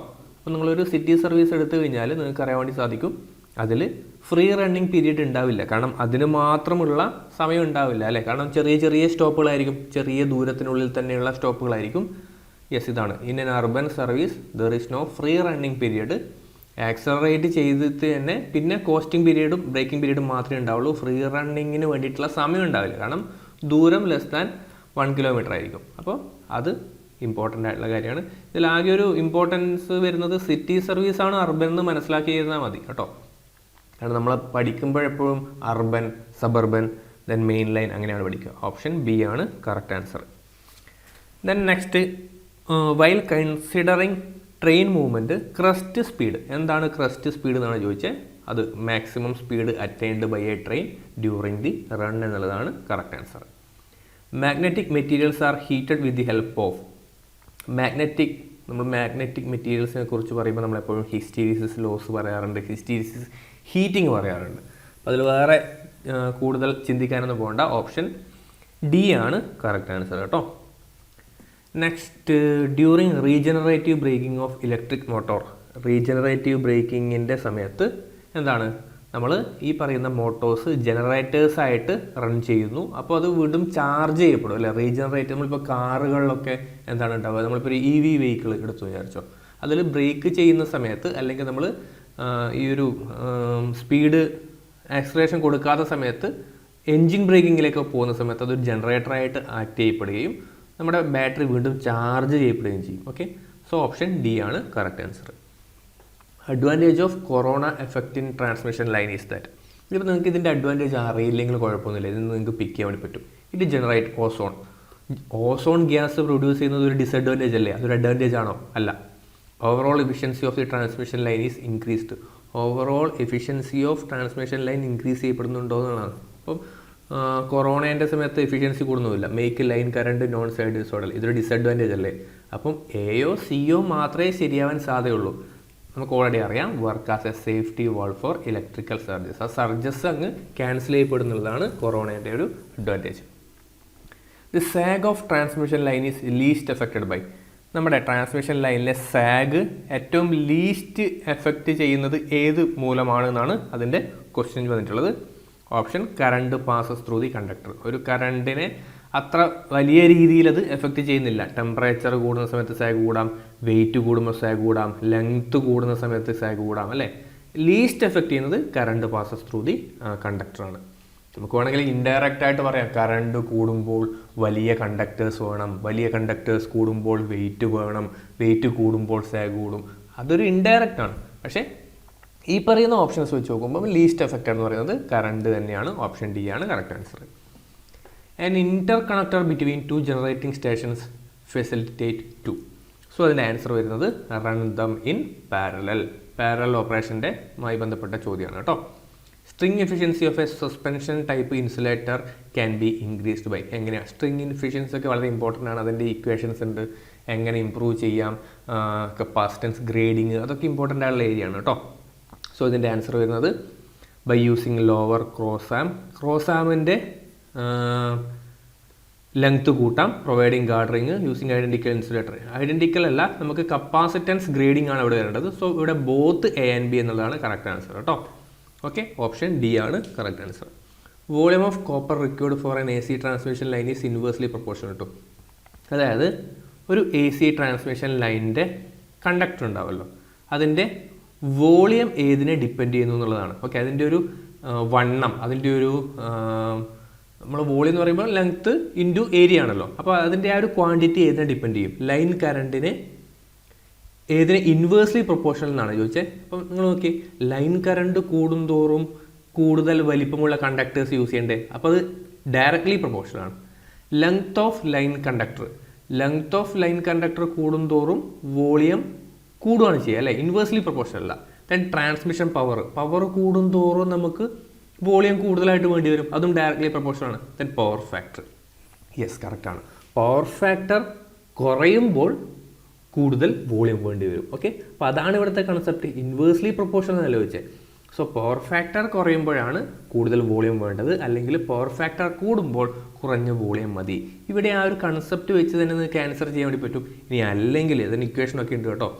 വോളിയം എന്ന് പറയുന്നത്, ഇപ്പം ഇത് കുറച്ച് ഡീപ്പാണ്, ഇത് അറിയണം നിർബന്ധമൊന്നുമില്ല. P/V cos phi whole square into rho L²/W. ഇങ്ങനെയൊക്കെ ഒരു ഇക്വേഷൻ ഉണ്ട്, നിങ്ങൾക്ക് അറിഞ്ഞിട്ടില്ലെങ്കിൽ വലിയ പ്രശ്നമൊന്നുമില്ല. അപ്പം ഇത് കോമൺ സെൻസ് വെച്ചിട്ട് തന്നെ നിങ്ങൾക്ക് ആൻസർ ചെയ്യാം. Then sheath are used in underground cable to. Underground cable sheath എന്തിനാണ് യൂസ് ചെയ്യുന്നതെന്നാണ്. വളരെ എളുപ്പമാണ്.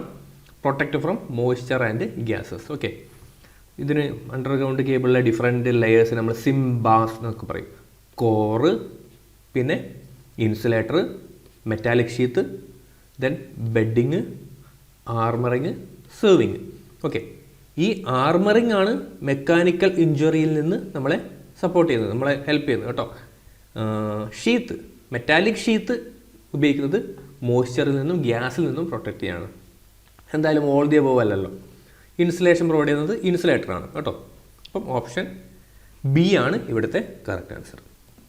Which of the following expression depict the diversity factor? വളരെ ഇമ്പോർട്ടൻ്റ് ആയിട്ടുള്ള കുറച്ച് ഫാക്ടേഴ്സ് ഉണ്ട്. അപ്പോൾ എന്താ? Sum of individual maximum demand by maximum demand of the power station. Which of the following is not a conventional energy source? താഴെ പറയുന്നതിൽ ഏതാണ് not a non conventional എന്ന് ചോദിച്ചു കേട്ടോ. ക്വസ്റ്റ്യൻ ഒന്ന് ശ്രദ്ധിക്കണേ. Not a non conventional. അപ്പോൾ എന്ത് ചെയ്യുക? ഈ നോട്ടും ഈ നോണും അങ്ങ് ക്യാൻസൽ ചെയ്യുക. അപ്പോൾ ചോദ്യം എന്താ? Which of the following is A conventional energy source? അപ്പോൾ ഇതിലൊന്ന് റിലേറ്റ് ചെയ്യുക. കൺവെൻഷണൽ എന്ന് പറയുമ്പം അത് നോൺ റിന്യൂവബിൾ ആണ് എന്നുള്ള ആ ഒരു കൺസെപ്റ്റിലേക്ക് എടുത്തുകൊണ്ടുവരണം. നോൺ റിന്യൂവബിൾ ഉപയോഗിച്ച് കഴിഞ്ഞാൽ അത് തീർന്നു പോകണം അല്ലേ? അത് റീപ്ലെനിഷ്ഡ് ആവുന്നതല്ല. കുറേ വർഷങ്ങൾക്ക് ശേഷം മാത്രം അത് വീണ്ടും ഉണ്ടാകുന്ന തരത്തിലുള്ള ഒരു ഫ്യൂവലാണ്. സോ ഏതായിരിക്കണം? അതൊരു CNG പോലെയുള്ള ഒരു നാച്ചുറൽ ഗ്യാസ് ആണ്. ഓപ്ഷൻ ബി ആണ് കറക്റ്റ് ആൻസർ എന്ന് കിട്ടണം കേട്ടോ. സോ നമുക്കങ്ങനെ ചില കേസസിൽ ഇപ്പം നോൺ റിന്യൂവബിൾ ചോദിച്ചു കഴിഞ്ഞാൽ അതിന് നിങ്ങൾ കൺവെൻഷണൽ വെക്കേണ്ടി വരും. ഓക്കെ, ചിലപ്പോൾ ഇവിടെ കൺവെൻഷനാണ് ചോദിച്ചെങ്കിൽ നിങ്ങൾക്ക് കൺഫ്യൂഷൻ വരുന്നുണ്ടെങ്കിൽ എന്ത് ചെയ്യുക? നോൺ റിന്യൂവബിൾ തപ്പി നോക്കിയാൽ മതി. അപ്പോൾ ഉപയോഗിച്ച് കഴിഞ്ഞാൽ പുനരുപയോഗിക്കാൻ പറ്റാത്തത് ഏതാണ്? നാച്ചുറൽ ഗ്യാസ് ആണല്ലേ. ഇപ്പം ഗ്യാസ് കത്തി തീർന്നു കഴിഞ്ഞാൽ പിന്നെ അത് ഉണ്ടാവണമെങ്കിൽ ആയിരക്കണക്കിന് വർഷങ്ങൾ കഴിയണം അല്ലേ? യെസ്. അപ്പോൾ ഓർത്ത് വെക്കുക, ഓപ്ഷൻ ബി ആണ് correct answer. Next, which of the following method is N electrical storage method for solar energy? Inductor storage ആണ് കേട്ടോ. അപ്പം ഇങ്ങനെയുള്ള ചെറിയ ചെറിയ ക്വസ്റ്റ്യൻസ് ഉണ്ടാവും. അത് ടഫാണെന്നല്ല, അത് മിക്കവാറും എന്താണ് ചില ടെക്സ്റ്റ് ബുക്കിൽ നിന്ന് ഡയറക്റ്റായിട്ട് എടുത്തതാണ്. അപ്പോൾ എല്ലാവർക്കും അത് അറിയണമെന്ന് നിർബന്ധമില്ല. ഓക്കെ, ഇതൊരു ടഫ് ക്വസ്റ്റ്യൻ ആണെന്ന് ഞാൻ പറയില്ല. കൂടുതൽ നിങ്ങൾക്ക് ബുദ്ധി ഉപയോഗിക്കേണ്ട കാര്യമൊന്നുമല്ല, പക്ഷേ ചെറിയ ചെറിയ പോയിന്റുകളാണ്. Impedance relay is used for protection of? ഇംപിഡൻസിൻ്റെ നമ്മൾ മീഡിയം ട്രാൻസ്മിഷൻ ലൈനാണ് ഇംപിഡൻസ് ടൈപ്പ് ഓഫ് റിലേ നമ്മൾ യൂസ് ചെയ്യുക. Next, on which of the following effect of electric current a fuse operate? Fuse എന്ന് പറയുന്നത് എന്താ? ഹീറ്റിംഗ് എഫക്റ്റ് അല്ലേ? ഇതൊക്കെ കുറച്ച് സിമ്പിൾ ആയിട്ടുള്ള ചോദ്യങ്ങളാണ്. Next, which of the following circuit breakers are most suitable for the voltage 765 kV? Okay, 765 kVയിൽ വരുന്ന സമയത്ത് ഇതാണ് SF6 ആണ്. അതിൽ ഹയർ വോൾട്ടേജിന് SF6 ആണ്. ഡിഫ്ലക്ഷൻ ടോർക്കിൻ്റെ മെഷറിംഗ് ഇൻസ്ട്രുമെൻറ്റ് കണ്ടോ? ഇതൊക്കെ കുറച്ച് കൺഫ്യൂസിങ് ആയിട്ടുള്ള ചോദ്യമാണ്. ഈ ക്വസ്റ്റ്യൻ ഒരു കംപ്ലീഷൻ ഉണ്ട് എന്ന് പറയാൻ വേണ്ടി പറ്റും. നിങ്ങൾ നോക്കിയേ, ഡിഫ്ലക്ഷൻ ടോർക്കിൻ്റെ measuring instrument opposes control torque, opposes damping torque, both A and B. നമുക്കറിയാം ഒരു പോയിന്റിൽ നിന്ന് 0 പോയിന്റിൽ നിന്ന് ഡിഫ്ലക്റ്റ് ചെയ്യാൻ നമുക്ക് ഡിഫ്ലക്റ്റിംഗ് ടോർക്ക് വേണം അല്ലേ? ഇനി അതിനെ ഓപ്പോസ് ചെയ്യുന്ന ആരാണ്? കൺട്രോളിംഗ് ടോർക്കാണ് ഡിഫ്ലക്റ്റിംഗ് ടോർക്കിനെ ഓപ്പോസ് ചെയ്യുക. ഇനി ഡാമ്പിംഗ് ടോർക്ക് ഉണ്ട്. ഇതിങ്ങനെ വൈബ്രേറ്റ് ചെയ്യുന്ന സമയത്ത് ഇതിൻ്റെ ഫൈനൽ പൊസിഷനിൽ കൊണ്ടുപോകാൻ വേണ്ടിയിട്ട് ഡാമ്പിംഗ് ടോർക്ക് വേണം. ഇനി മനസ്സിലാക്കുക, ഈ ഡാമ്പിംഗ് ടോർക്ക് എപ്പോഴാണ് ആക്ട് ചെയ്യുക? ഇത് മൂവ് ചെയ്യുമ്പോൾ മാത്രമേ ഡാമ്പിംഗ് ടോർക്ക് വരികയുള്ളൂ. സ്റ്റേഷനറി പൊസിഷനിൽ, അതിപ്പോൾ സ്റ്റാൻഡ് സ്റ്റിൽ കണ്ടീഷനിലാണെങ്കിൽ അവിടെ ഡാമ്പിംഗ് ടോർക്ക് ഇല്ല എന്ന് മനസ്സിലാക്കുക. അപ്പോൾ നിങ്ങൾ നോക്കിയാൽ ചോദ്യത്തിനൊരു പെശകില്ലേ? ഡിഫ്ലക്ഷൻ ടോർക്കിൻ്റെ മെഷറിംഗ് ഇൻസ്ട്രുമെൻറ്റ് അത് ഏതിനെ ഓപ്പോസ് ചെയ്യുന്നു? ഓപ്പോസസ് കൺട്രോളിംഗ് ടോർക്ക് അല്ലേ? അതായത് കൺട്രോളിംഗ് ടോർക്ക് ഡിഫ്ലക്റ്റിംഗ് ടോർക്കിനെ ഓപ്പോസ് ചെയ്യുന്നതാണോ? അല്ല, ഇതിനൊരു മിസ്റ്റേക്ക് ഉണ്ട്, ഗ്രാമർ മിസ്റ്റേക്കും ഉണ്ട്. ഡിഫ്ലക്ഷൻ ടോർക്കിൻ്റെ measuring instrument opposes controlling torque, opposes damping torque, ആ രീതിയിലാണ് ചോദ്യം. സോ ആക്ച്വലി ആദ്യം ഇതിൻ്റെ ഉത്തരം വന്നത് ബോത്ത് A and B എന്നുള്ള രീതിയിലാണ്. പക്ഷേ ഫൈനലായിട്ട് ഇതിൻ്റെ answer option A, opposes controlling torque എന്നുള്ള രീതിയിൽ മാത്രം വന്നു കേട്ടോ. ഓപ്ഷൻ എ ആണ് ഫൈനൽ ആൻസർ കീയിൽ ഇതിൻ്റെ ഉത്തരമായിട്ട് വന്നത്. അപ്പോൾ മെറ്റീരിയൽസ്, ഞാൻ നേരത്തെ പറഞ്ഞ പോലെ മെറ്റീരിയൽസ് വെച്ചിട്ട് അവർ ചലഞ്ച് ചെയ്തിട്ടുണ്ടാവും. അപ്പോൾ ഇങ്ങനെയുള്ള ചോദ്യങ്ങൾ നിങ്ങൾക്ക് ചിലപ്പം കാണുമ്പം വളരെ സിമ്പിളാണ് തോന്നിയേക്കാം, എന്നാൽ ഒരു എക്സാം ഹാളിൽ ഇരുന്നിട്ട് ചെയ്യുന്ന സമയത്ത് കൺഫ്യൂഷൻ ഉണ്ടാവും, കുറേ സമയം ഇവിടെ വേസ്റ്റ് ആവും. Due to phase error energy meter will read? Phase error കാരണം എനർജി മീറ്റർ എന്ത് റീഡ് ചെയ്യുന്നതാണ്? ഓക്കെ, സോ ഇത് റിയാക്റ്റീവ് പവർ റീഡ് ചെയ്യുന്നതായിരുന്നു അതിൻ്റെ ആദ്യത്തെ ഉത്തരം. പിന്നീട് ഈ ഒരു ചോദ്യം ഡിലീറ്റ് ചെയ്യപ്പെട്ടു കേട്ടോ. ഈ ഒരു ചോദ്യം ഡിലീറ്റ് ചെയ്യപ്പെട്ടു. ഓപ്ഷൻ ബി ആയിരുന്നു ആദ്യം പ്രൊവിഷണൽ കീയിൽ ഉണ്ടായിരുന്നത്. Next, the scale of A ammeter is uniform, it's type is. ഒരു അമ്മീറ്ററിൻ്റെ സ്കെയിൽ യൂണിഫോം ആണെങ്കിൽ അതൊരു പെർമനൻറ്റ് മാഗ്നറ്റ് മൂവിങ് കോയിൽ ആയിരിക്കണം. ഓക്കെ, നെക്സ്റ്റ് ഫേസ് എററിൻ്റെ കാര്യങ്ങളുണ്ട്. നമ്മൾ ഫേസ് എറർ ഇല്ലാതാക്കാൻ വേണ്ടിയിട്ട് shunt magnet lakhs behind supply voltage exactly 90 degree ആക്കാൻ വേണ്ടിയിട്ടൊക്കെയുള്ള കറക്ഷൻസ് ഒക്കെ നമ്മൾ ചെയ്യുന്നുണ്ടെന്നാണ്. അപ്പോൾ അതൊക്കെ മെഷർമെൻറ്റിൻ്റെ മെറ്റീരിയൽ ഞാൻ ജസ്റ്റ് ഒന്ന് കോപ്പി ചെയ്തതാണ് കേട്ടോ. Yes. Then which of the following bridge is used four the measurement of dielectric loss? Answer Schering ബ്രിഡ്ജാണ്. ഷെയറിംഗ് ബ്രിഡ്ജ് ഒരു മൾട്ടി പർപ്പസ് ബ്രിഡ്ജാണ്. കപ്പാസിറ്റർ മെഷർ ചെയ്യാനൊക്കെ യൂസ് ചെയ്യുന്നതാണ്. ഡൈലക്ട്രിക് ലോസ് മെഷർ ചെയ്യാം, ഡൈലക്ട്രിക് മെറ്റീരിയലിൻ്റെ എപ്സിലോൺ നമുക്ക് മെഷർ ചെയ്യാം. അങ്ങനെ കുറേ പർപ്പസുകളുണ്ട് കേട്ടോ. In 2 watt meter method for power measurement, one of the watt meter shows negative reading when the load power factor angle is. ഇത് നിങ്ങൾക്ക് കറക്റ്റ് ധാരണയില്ലെങ്കിൽ ഇഷ്ടംപോലെ സമയം അവിടെ വേസ്റ്റ് ആവാം. കാരണം എന്താണെന്ന് വെച്ചാൽ ഇവിടെ പവർ ഫാക്ടർ അല്ല ചോദിച്ചത്, പവർ ഫാക്ടർ ആംഗിളാണ് ചോദിച്ചത്. പലർക്കും പവർ ഫാക്ടർ അറിയായിരിക്കും. ആ ആംഗിൾ കണ്ടുപിടിക്കാൻ ചിലപ്പോൾ എന്താണ് എക്സാമിനേഷൻ ഹാളിൽ ഇരുന്നിട്ട് ചെയ്യുന്ന സമയത്ത് ചിലപ്പോൾ കിട്ടിക്കൊള്ളണമെന്നില്ല. അതൊക്കെ ആ ഒരു ആംബിയൻസിൻ്റെ പ്രശ്നമാണ് കേട്ടോ. ഇതിൻ്റെ ഉത്തരം എന്ന് പറയുന്നത് ഗ്രേറ്റർ ദാൻ 60 ലെസ് ദാൻ 90 എന്നുള്ളതാണ് ഇതിൻ്റെ ആൻസർ കേട്ടോ. നിങ്ങൾ നോക്കിയേ കേട്ടോ, ഇതാണ് ഇതിൻ്റെ കറക്റ്റ് വാല്യൂ. നെഗറ്റീവ് വാല്യൂ എപ്പോഴാണ് കിട്ടുന്നത്? 90നും 60നും ഇടയിൽ വരുമ്പോൾ. 90 വരുമ്പോഴോ വൺ വാല്യൂ നെഗറ്റീവ് ആയിരിക്കും. കറക്റ്റാണ്. സോ ഗ്രേറ്റർ ദാൻ 60 എന്നുള്ളതാണ് ഇതിൽ നമുക്ക് പിക്ക് ചെയ്യാൻ വേണ്ടി പറ്റുന്ന ഒരു ഉത്തരം എന്ന് പറയുന്നത്. അപ്പോൾ ഈ ഒരു ടേബിൾ ഇമ്പോർട്ടൻ്റ് ആണ്. ഈ ഒരു ടേബിളിൽ നിന്ന് 1-2 ചോദ്യങ്ങൾ വരെ ചോദിക്കാറുണ്ട്. Okay, the current passing through 10 ohm resistance is given by I is equal to etc. This current is measured using permanent magnet. ഇതിൻ്റെ കൺസെപ്റ്റ് വളരെ സിമ്പിളാണ്. പെർമനൻറ്റ് മാഗ്നറ്റ് ആകുമ്പോൾ അത് DC മാത്രമേ മെഷർ ചെയ്യൂ.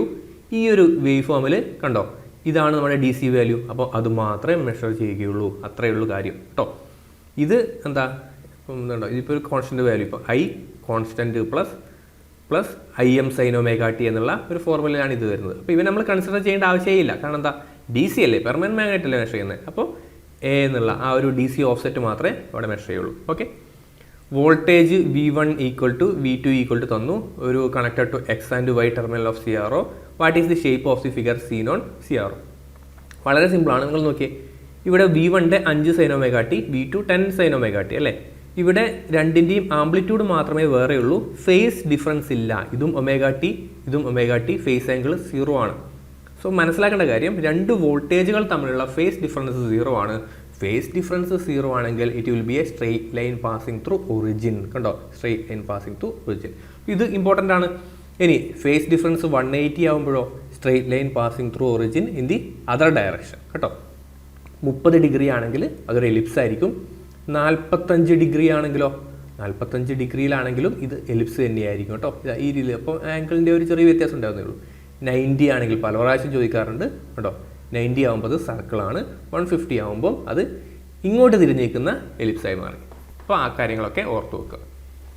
ഇനി digital volt meter, oscillator frequencies 500 kHz, ramp voltage fall from 8 volt to V in 25 millisecond.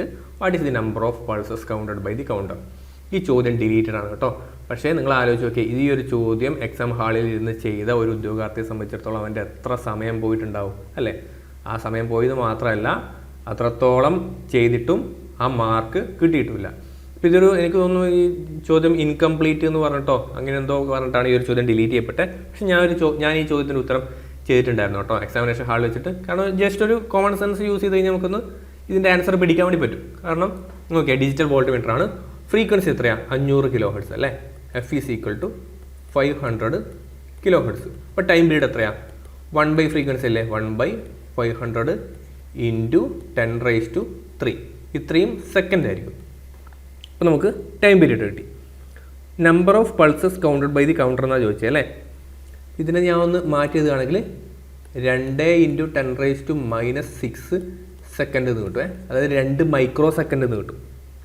ഇനി ചോദ്യം, what is the number of pulses counted by the counter? എത്ര നമ്പർ ഓഫ് പൾസസ് ഉണ്ടെന്നാണ് ചോദിച്ചിരിക്കുന്നത്. അപ്പോൾ എന്ത് ചെയ്താൽ മതി? യെസ്, നമ്മുടെ ഓസിലേറ്ററിൻ്റെ ടൈം പീരീഡ് 2 × 10⁻⁻6 സെക്കൻഡാണ്. അങ്ങനെയാണെങ്കിൽ 25 മില്ലി സെക്കൻഡിൽ എത്ര പൾസ് ഉണ്ട് നോക്കണമെങ്കിൽ എന്ത് ചെയ്താൽ മതി? 25 മില്ലി സെക്കൻഡ് അല്ലേ, 25 × 10⁻³ ഡിവൈഡഡ് ബൈ 2 × 10⁻6 ചെയ്യുക. അപ്പോൾ നിങ്ങൾ നോക്കിയേ, 22/2 ചെയ്താൽ 12.5. ഈ സാധനം മേലേക്ക് കയറിപ്പോയി കഴിഞ്ഞാൽ എന്ത് കിട്ടും? 10⁻3. ഓക്കെ, 12.5 × 1000 അല്ലേ, അപ്പോൾ 12,500 എന്ന് കിട്ടും. ഇത്ര പൾസസ് ഉണ്ട്. ഓപ്ഷൻ ബി ആണ് നമുക്ക് ആൻസർ ആയിട്ട് കിട്ടുക. ഇത് തന്നെയായിരുന്നു ഇതിൻ്റെ ആൻസർ ഇതിൻ്റെ പ്രൊഫഷണൽ കീയിൽ ഉണ്ടായിരുന്നത്. എന്തുകൊണ്ടോ ഇതിൻ്റെ ആൻസർ ഫൈനൽ കീ വരുമ്പോഴേക്കും ഡിലീറ്റ് ചെയ്യപ്പെട്ടു. അപ്പം വിലപ്പെട്ട സമയവും പോയി, മാർക്കും പോയി. Next, hall effect transducers are used for measuring. നമുക്കറിയാം മാഗ്നറ്റിക് ഫീൽഡ് മെഷർ ചെയ്യാൻ വേണ്ടിയിട്ടാണ് ഹാൾ ഇഫക്റ്റ് ട്രാൻസ്ഡ്യൂസേഴ്സ് നമ്മൾ യൂസ് ചെയ്യുക. പക്ഷേ ഈ ഒരു ചോദ്യം ഡിലീറ്റ് ചെയ്യപ്പെട്ടു. എന്തുകൊണ്ടാണ്? മാഗ്നറ്റിക് ഫീൽഡ് വെച്ചിട്ടുള്ളത് തന്നെയാണ് ഹാൾ ഇഫക്റ്റ്. പക്ഷേ നമുക്ക് എന്ത് ചെയ്യാം, അവിടെ കറണ്ട്, ഇലക്ട്രിക് ഫീൽഡ്, പ്രഷർ വഴിയുള്ള ഇത് വെച്ചത് നമുക്ക് എന്ത് ചെയ്യാം, മെഷർ ചെയ്യാം കേട്ടോ. കറണ്ടൊക്കെ അവിടെ മെഷർ ചെയ്യാൻ വേണ്ടിയിട്ടും ഹാൾ ഇഫക്റ്റ് യൂസ് ചെയ്യാം. സോ ഡയറക്റ്റ് ആൻസർ ഇത് തന്നെയാണെങ്കിലും, ബെസ്റ്റ് ആൻസർ ഇത് തന്നെയാണെങ്കിലും പലരും ചിലപ്പോൾ എന്ത് ചെയ്തിട്ടുണ്ടാകും, മറ്റ് ടെക്സ്റ്റ് ബുക്കുകൾ വെച്ചിട്ട് ഇത് ചലഞ്ച് ചെയ്യപ്പെട്ടു. ഈ ഒരു ചോദ്യം ഡിലീറ്റ് ചെയ്യപ്പെട്ടു. സോ 45 ഡിലീറ്റഡ് ആണ്. 46 നോക്കാം. As per the recommendation of ISA number of outlet R permitted power സർക്യൂട്ടിൽ 2 പോയിന്റ് അല്ലെങ്കിൽ 3000 വാട്ട്. അതൊക്കെ നമുക്ക് വളരെ ഈസി ആയിട്ടുള്ള സാധനമാണ്. Then SI unit of luminance. Luminance പറയുന്നത് എന്താ? Luminous intensity per unit area അല്ലേ. ഓപ്ഷൻ സി ആണ് correct answer. 48 source of light of 1000 കാൻഡലൈസ്. ഇല്യൂമിനേഷൻ്റെ ഒരു പ്രോബ്ലം ആണ്. കാൽക്കുലേറ്റ് ദി ഇല്യൂമിനൻസ് അല്ലേ. ഇല്യൂമിനൻസ് നമുക്ക് കണ്ടുപിടിക്കണം. Director below the. അപ്പം ഇല്യൂമിനൻസ് പറയുന്നത്, ഇല്യൂമിനൻസും ഇല്യൂമിനേഷനും സെയിം ആണ്. I cos θ/r² ആണ്. I തന്നിട്ടുണ്ടോ? 1000 കാണ്ടല അല്ലേ, 1000. ദെൻ കോസ് തീറ്റ നേരെ താഴെയാണ്. നേരെ താഴെ എന്ന് പറയുമ്പം തീറ്റയുടെ വാല്യൂ, നേരെ താഴെ എന്ന് പറയുമ്പോൾ തീറ്റയുടെ വാല്യൂ 0 അല്ലേ. So cos 0 divide by r². 5 meter, 5 meter ആണ്. അപ്പോൾ 5 × 5 അല്ലേ. സോ 1000/25 എന്ന് പറയുമ്പം 40 കിട്ടും. ഓപ്ഷൻ ഡി ആണ് കറക്റ്റ് ആൻസർ ആയിട്ട് വരിക. ഓക്കെ അല്ലേ, വളരെ സിമ്പിൾ ആയിട്ടുള്ളൊരു ചോദ്യമാണ്. Next one, A fluorescent tube can be operated on. നമുക്ക് AC-യിലും DC-യിലും ഓപ്പറേറ്റ് ചെയ്യാം ഒരു fluorescent lamp. In which type of wiring vulcanised Indian rubber VIR and PVC അല്ലെ polyvinyl chloride insulated wire are used as conductor. ശരിക്കും ഇത് text ബുക്കിൽ കറക്റ്റായിട്ട് mentioned ആണ്. ഇതിൻ്റെ ആൻസർ എന്ന് പറയുന്നത് ക്ലീറ്റ് വയറിംഗ് ആണെന്ന് കേട്ടോ. പക്ഷെ എന്നിരുന്നാലും കോൺഡ്യൂട്ട് വയറിങ്ങിൻ്റെ അകത്തും നമുക്ക് ഈ പറയുന്ന കേസസ് ഒക്കെ യൂസ് ചെയ്യാം. അപ്പോൾ ഈ രീതിയിൽ ചിലപ്പോൾ ഇത് ചലഞ്ച് ചെയ്യപ്പെട്ടിട്ടുണ്ടാവാം. അങ്ങനെ ഈ ഒരു ചോദ്യം ഡിലീറ്റ് ചെയ്യപ്പെട്ടു. മിക്കവാറും എല്ലാ ഉദ്യോഗാർത്ഥികളും ടെക്സ്റ്റ് ബുക്കിലൊക്കെ പഠിച്ചിട്ടുള്ളത് ക്ലീറ്റ് വയറിംഗ് എന്ന് തന്നെയായിരിക്കും. പക്ഷേ ഒരു ചോദ്യത്തിലെ ഒരു കൺഫ്യൂഷൻ്റെ ഒരു പ്രശ്നം കൊണ്ട് ഇത് ഡിലീറ്റ് ചെയ്യപ്പെട്ടു. ദെൻ 51 നോക്കിക്കഴിഞ്ഞാൽ ഇത് loop earth wire shall be of size less than. ഇതിൻ്റെ ആൻസർ ക്വസ്റ്റ്യൻ തെറ്റാണ്. ഇത് the loop earth wire shall be of size not less than. Okay, 14 SWGയിൽ കുറയാത്ത രീതിയിലുള്ള ലൂപ്പ് എർത്ത് വയർ ഉണ്ടാവണമെന്നാണ് കേട്ടോ. അപ്പോൾ ഇവിടെ സൈസ് ലെസ് ദാൻ അല്ല, ഇവിടെ ഒരു നോട്ടിൻ്റെ പ്രശ്നം ഉണ്ടല്ലോ. അപ്പോൾ ഇതിൻ്റെ പ്രൊഫഷണൽ കീഴിൽ 14 SWG എന്ന് കൊടുത്തു. പിന്നെ കുറേ പരീക്ഷകൾക്ക് പ്രിപ്പയർ ആയിട്ടുള്ള ഒരു ഉദ്യോഗാർത്ഥിയെ സംബന്ധിച്ചിടത്തോളം അവരിത് ലെസ് ദാൻ ആണോ നോട്ട് ലെസ് ദാൻ ആണോ എന്നൊന്നും ചിന്തിക്കുകയും ചെയ്യില്ല. ഇപ്പം എർത്ത് വയർ കാണുമ്പോൾ തന്നെ 14 SWG കൊടുക്കും. ഇത് ആദ്യം 14 SWG എന്ന് കൊടുത്തതിന് ശേഷം പിന്നീട് ഇത് ഡിലീറ്റ് ചെയ്യപ്പെട്ടു. Okay, yes. What is the maximum length of flexible conduit in the motor installation? It should be less than 1.25 meter എന്നുള്ളതാണ് കറക്റ്റ് ആൻസർ കേട്ടോ. ഓപ്ഷൻ എ ആണ്. Next, an armature resistance of 4-pole wave wound DC machine is 0.08 ohm. If the armature is rewound as lap winding, what is the armature resistance? വളരെ നല്ലൊരു ചോദ്യമാണ്. ഒരു armature resistance of a 4-pole wave wound. Okay, 4 പോളാണ് wave wound ആയിട്ടുള്ള ഒരു DC മെഷീനാണ്. അതിൻ്റെ armature resistance 0.08 ഓം ആണ്. നമ്മൾ നോക്കിയേ, വേവ് വൈൻഡിങ്ങിൽ എത്ര പോളായിരുന്നാലും 2 പാരൽ പാത്താണ് ഉണ്ടാവുക അല്ലേ. 2 പാരൽ പാത്താണ്. ഇപ്പോൾ 2 പാരൽ പാത്താവുമ്പോൾ അതിൻ്റെ ഈക്വലൻ്റ് 0.08 ഓം ആണെന്ന് തന്നിട്ടുണ്ട് നിങ്ങൾക്ക്. ഈക്വലൻ്റ് 0.08 ആണെങ്കിൽ അതിൻ്റെ ഇൻഡിവിജ്വൽ വാല്യൂസ് എത്ര ആയിരിക്കും? 0.16 ഓം ആയിരിക്കും ഒരു പാരൽ പാത്തിൽ. മറ്റേതിലും 0.16 ആയിരിക്കും. ഇതിൽ ഡൗട്ടൊന്നുമില്ലല്ലോ. യെസ്. ഇനി എന്ത് ചെയ്തു? നമ്മൾ ഇതിനെ റീവയർ ചെയ്യാണ്. Armature is rewound as lap pointing. Lap pointing ആക്കുന്ന സമയത്ത് ഇമ്പോർട്ടൻ്റ് ആയിട്ടുള്ള കാര്യം അവിടെ 4 പാരലൽ പാത്ത് ഉണ്ടാവണം അല്ലേ, 4 പാരലൽ പാത്ത് ഉണ്ടാവണം. അതായത് മുകളിൽ കൊടുത്ത ഈ ഒരു സെയിം വൈൻഡിങ് 4 എണ്ണമായിട്ട് കൊടുക്കണം. അപ്പോൾ നിങ്ങൾ നോക്കി ഈ 0.16 കട്ട് ചെയ്ത് 2 എണ്ണം ആക്കണം അല്ലേ, എന്നാൽ മാത്രമല്ലേ നമ്മളിപ്പോൾ എന്താ 0.16 2 എണ്ണം ഉള്ളത്, അത് 4 എണ്ണം ആക്കണമെങ്കിൽ ഈ 0.16 കട്ട് ചെയ്യണം. അപ്പം ഓരോന്നും എത്രയായിരിക്കും 0.08, ഇതും 0.08, 0.08, 0.08. നിങ്ങൾ നോക്കിയേ 0.08 ഉള്ള 4 എണ്ണം പാരലായിട്ട് കണക്ട് ചെയ്ത് കഴിഞ്ഞാൽ അതിൻ്റെ ഈക്വലൻ്റ് എത്രയായിരിക്കും, ഡിവൈഡ് ബൈ 4 അല്ലേ. അപ്പോൾ 0.02 എന്നുള്ളതായിരിക്കും അതിൻ്റെ ഈക്വലൻ്റ് ആയിട്ടുള്ള റെസിസ്റ്റൻസ് വാല്യൂ. നല്ല ചോദ്യമല്ലേ, വളരെ നല്ല ചോദ്യമാണ്. ഓപ്ഷൻ ഡി ആണ് കറക്റ്റ് ആൻസർ. ഓക്കെ, പിന്നെ ഇത്തരത്തിലുള്ള ചോദ്യങ്ങൾ വരാൻ സാധ്യതയുണ്ട് കേട്ടോ. ഇങ്ങനെ ചോദിക്കാറുണ്ട് സാധാരണ ഡിപ്ലോമ ലെവലിലും ഡിഗ്രി ലെവലിലൊക്കെ ചോദിക്കാറുണ്ട്. Next 3 point starter overload release coil operate if dash current increases beyond set limit. So ഈ ഒരു ചോദ്യം ആദ്യം സി ലൈൻ കറണ്ട് എന്നാണ് കൊടുത്തിട്ടുണ്ടായിരുന്നത്, പിന്നീട് ആർമേച്ചർ കറണ്ട് എന്നുള്ള രീതിയിലേക്ക് ഓപ്ഷൻ ചേഞ്ച് ചെയ്യപ്പെട്ടു. Next, what is the shape of armature flux in DC machine due to armature reaction. Armature flux ആണ് ചോദിച്ചത് കേട്ടോ. ഇത് സാധാരണ അങ്ങനെ വരാറില്ല, റെയറായിട്ട് മാത്രമേ ഉണ്ടാവാറുള്ളൂ. സോ ആൻസർ സാഡിൽ നിന്നാണ്. അതിൻ്റെ ഗ്രാഫ് വളരെ ഇമ്പോർട്ടൻ്റ് ആയിട്ടുള്ള ഒരു എന്താ പറയുക, കുറച്ചൊരു ഇൻഡെപ്ത് ആയിട്ടുള്ള ചോദ്യമാണ്. നമ്മൾ നോക്കിക്കഴിഞ്ഞാൽ flux density distribution armature MMF മാത്രം നോക്കുകയാണെങ്കിൽ കണ്ടോ ഇതിനൊരു ഇതിൽ സാഡിൽ പോയിന്റ് വരുന്നുണ്ട്.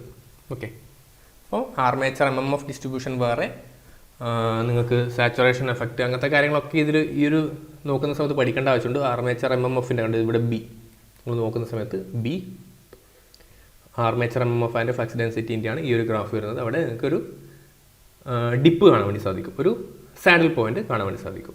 ഓപ്ഷൻ ബി ആണ്.